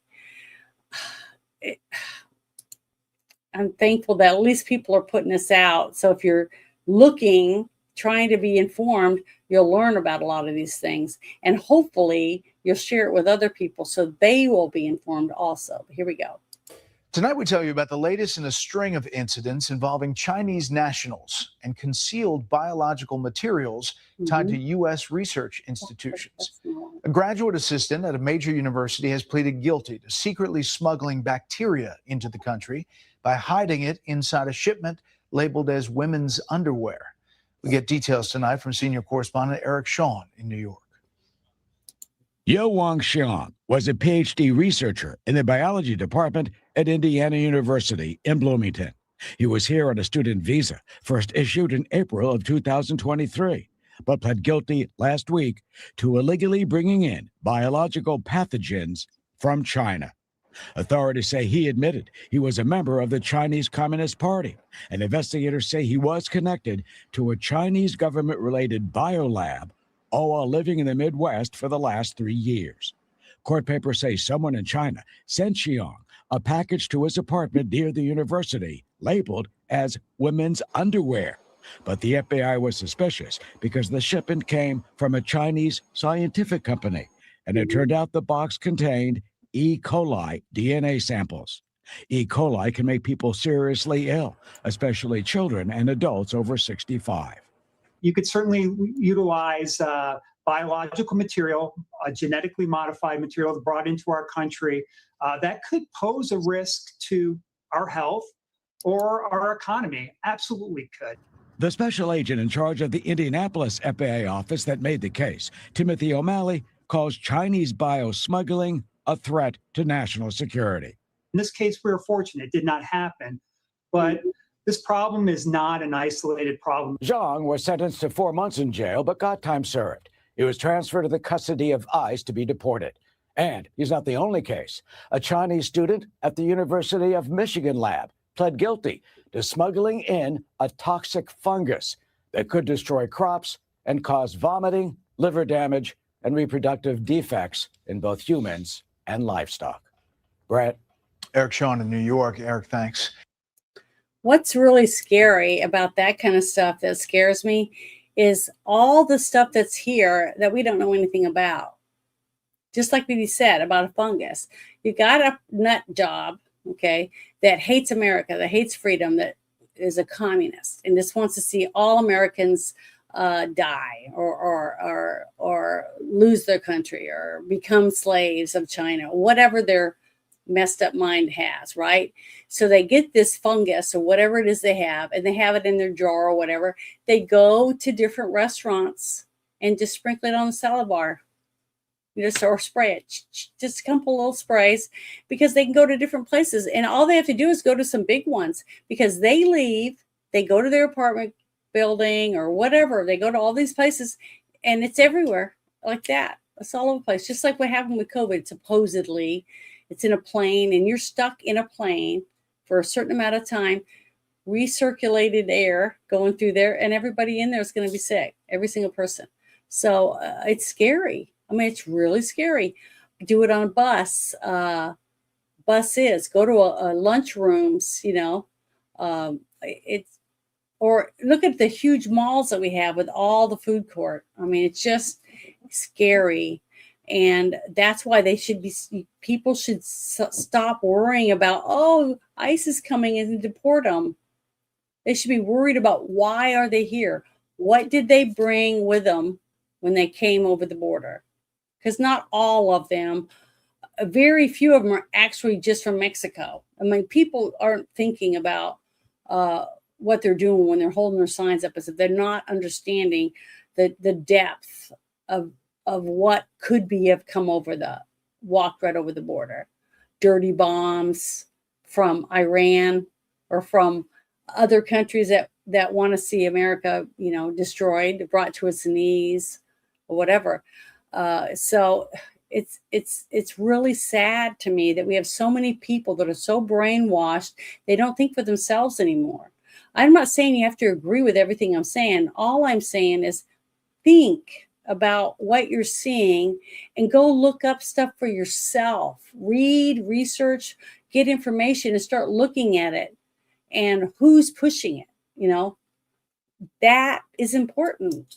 I really I just wish more people cared enough to do that, because, okay, a fungus like that could make people sick. It may not kill people unless you're already got immune compromised bodies. And a lot of people do, because of them getting jabbed up, and they're sick now. They have heart problems. They have stomach problems. They have skin problems. They have, I can't even think of all the different things that all these illnesses that people have now because they went and got the COVID vaccine. And, and I feel bad for these people, because I didn't, not because I wanted to, because a lot of people in my family did it. and they got multiple. Some people got multiple ones, and they've got health problems right now, and it's really sad to see that. But I had every week I had people bringing me a test kit. You need to get tested, and I go, for what? For COVID? Why? I'm not sick. Well, you haven't gotten the jab, and I said, so I don't have a fever. I'm not sick. I wash my hands all the time because I have allergies. If I go to a grocery store or something, I have to make sure I wipe my hands and stuff. And the cart, because they could have had some sulfur in their lotion they were wearing on their hand. I mean, their perfume. I mean, there's so many things that if I don't know what the chemicals are in it, I could get really sick from. And I have to carry EpiPen with me. I know it sounds pathetic, but I'm not the only person. Every week when I go, I see hundreds of people, different times, because I'll go when I'm available to go on a certain day when she's giving the injections. And I see tons of people. And there's more people in line to get tested to see what they're allergic to. So there's a lot of people that are in the same boat I am that never got the shot because they were told, hey, you know, I don't recommend that you get it because we don't know what's in it. Because he showed me, he pulled out one of those, you know, when you open the thing, it's got like 3 bottles in it, right, of the stuff. And it's in a cardboard box, and it has this paper all folded up really neat in there, just like when you open some of your other medicines. They got this thing in there that's got all the ingredients and different languages and all kinds of stuff. I guess it's important depending on what your medicine is, right?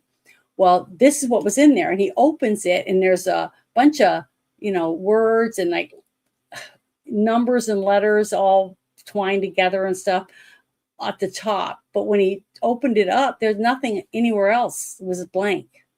And I said, why is it blank? He goes, I don't know. My own allergy doctor didn't know why it was blank. He said, I guess they didn't want to disclose what was in it. And I said, why would they do that? And he goes, I don't know.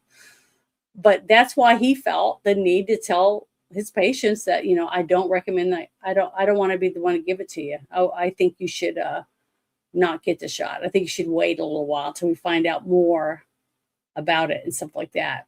And he just told us to, you know, wash our hands more, stay away from people that we thought might have COVID, you know, all this kind of stuff. And I can tell you right now, I don't remember one person dying, not one person dying because they didn't get the COVID shot that went to my allergy doctor. I can tell you that. And my sister, she doesn't have allergies, but she has lupus. So she was taking ivermectin already. And she never got COVID, and she never got the jab, not because of that, but she just didn't want to, because she said, I'm taking ivermectin. I should be fine. And she was, and she still is. So, you know, everyone has their own story. But the thing is, you should do what you believe is best for you, period. And my doctor told me that not to do it. So I didn't. So, you know, it just depends. A lot of people get, you know, different diagnoses from different doctors, or the same doctor might diagnose 2 people with the exact same symptoms with 2 different things. But they're the doctor, you know, that's why you go there. You go because they went to school. They're supposed to know what, you know, what's going on, and they should be able to give you the answers that you ask for, or run the tests that you need, so that you can get the care that you need, because you've got a doctor that actually cares about your health. And I feel that way about my doctor. I mean, I feel like he was honest. He told me what he actually believed, and I did what he asked. And I washed my hands. I took sanitizer with me. I did all those things. But one thing that was funny is I remember going to the grocery store one day, and they were taking people's temperature, you know, with that thing before you could go in, and they had hand sanitizer, which was great. And I said, oh, this is awesome. Well, I didn't have a fever or nothing. But the thing that was funny is they were handing out masks, and I go, what are you doing? And she goes, well, you have to wear this mask. You go in. I go, why? I don't have a fever, and I'm not coughing. So why do I have to mask? Well, it's to help not spread the virus. And I go, the box you're holding, why don't you read it to me and tell me what it protects you from? She didn't make me wear a mask because it doesn't protect you from viruses. And also, if you look at your eyes close up in a mirror, what do you see on your surface of your eyes? You see blood vessels, right? So anything that's going to go up your nose or in your mouth, it's going to go in your eyes, and it can also be absorbed there. So if you're not wearing a full face covering, or basically what you would wear a hazmat suit, then a mask like that is not going to protect you. Now, if you're wearing one of those masks that's like a gas mask, that would protect you because it should cover your eyes also. If it's a real virus that could, potentially kill you, like lots of viruses that are out there that do that. But I just thought it was funny that she tried to get me to wear that, and I didn't. And I never wore one. At least none of those kind of masks at all, because they don't help you with that. Now, if you're sneezing and coughing all the time, yeah, it'll keep you from spitting and coughing all over other people. But guess what? Honestly, if you're sneezing and coughing, like when I'm having a sneezing fit or having a really bad allergy day, I won't go to the store and cough all over people and sneeze on people because I have courtesy for other people. I wouldn't go. I would stay home. So I don't know. I just think it's funny. Well, you just joined right at the end. We just listened to what these two gentlemen were talking about, and I'm about to end because I've already been going for over 3.5 hours, talking about shit that's been going on in our world. Basically, that's why it's called the shit show. But sorry that you stopped in when I'm about to stop. But we were talking about virus, some people being arrested for smuggling in viruses, fungus, stuff like that, and how easy it was for them to just walk over the border with it. And that's what I was talking about it. That how dangerous it is. That we're very lucky that something really bad hasn't happened simply because we don't know what walked over the border. We have no way of knowing who's sitting where with what, just waiting for the right moment to do whatever it is that they're supposed to do with it. So that's what I was talking about. But I'm hoping everybody had a fun time or whatever listening. And hopefully a few things that I did share in the chat, the links that I shared, that you share that with other people, because especially the things like the whole thing of the vaccine for your dogs and cats that they could die from. So make sure you watch that so that you can tell your vet, I don't want that brand or whatever that was with the other protein in it that you don't want to give your pet.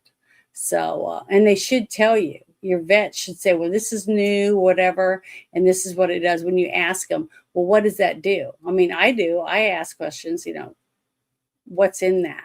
Why do I have to give it to them? Why do you think it's going to help? That kind of stuff. So, lots of people are like that with their pets because their pet is your baby sometimes, you have a car seat for it or, whatever, you baby your pet, because a lot of people do that. But I hope you guys have a wonderful evening, and I hope you like the outro that I put on. It's about, because, I'm a big advocate for, trafficked children and anybody that's trafficked, but children are my number one thing that I talk about, because they don't have anybody but us. They don't have their kids. They can't defend themselves. So it's up to us as adults to try to protect the kids. And that's why I added this. I'm going to have it for a little bit, new outro. And it's Tim Tebow, and he's talking about trafficked kids. That's a new thing that he's added to his foundation about trying to help save kids that have been trafficked and get them help after they've been saved, because a lot of them need therapy after some of the things they go through. So, I just think it's important, and I'm not getting paid or anything by him, but I think it's important because I believe that there's so many kids out there that are so close to being found, or people suspect that they're being trafficked, but they haven't done anything. So if they see something, a video that makes them go, man, I'm going to make a phone call, because that's all it is.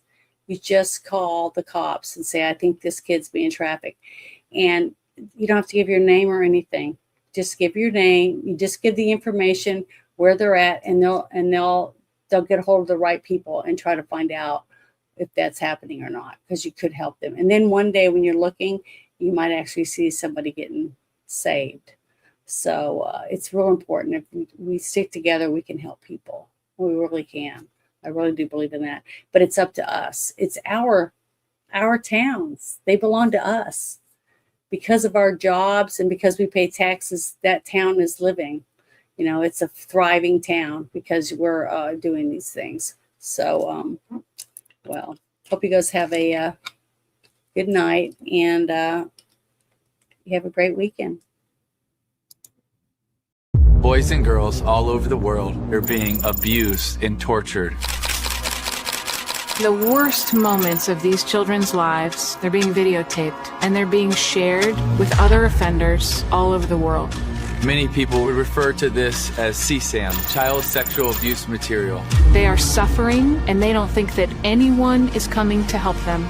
But we can. We can build that army and we can go get them. Come be a part of this team that is trying to push back this evil.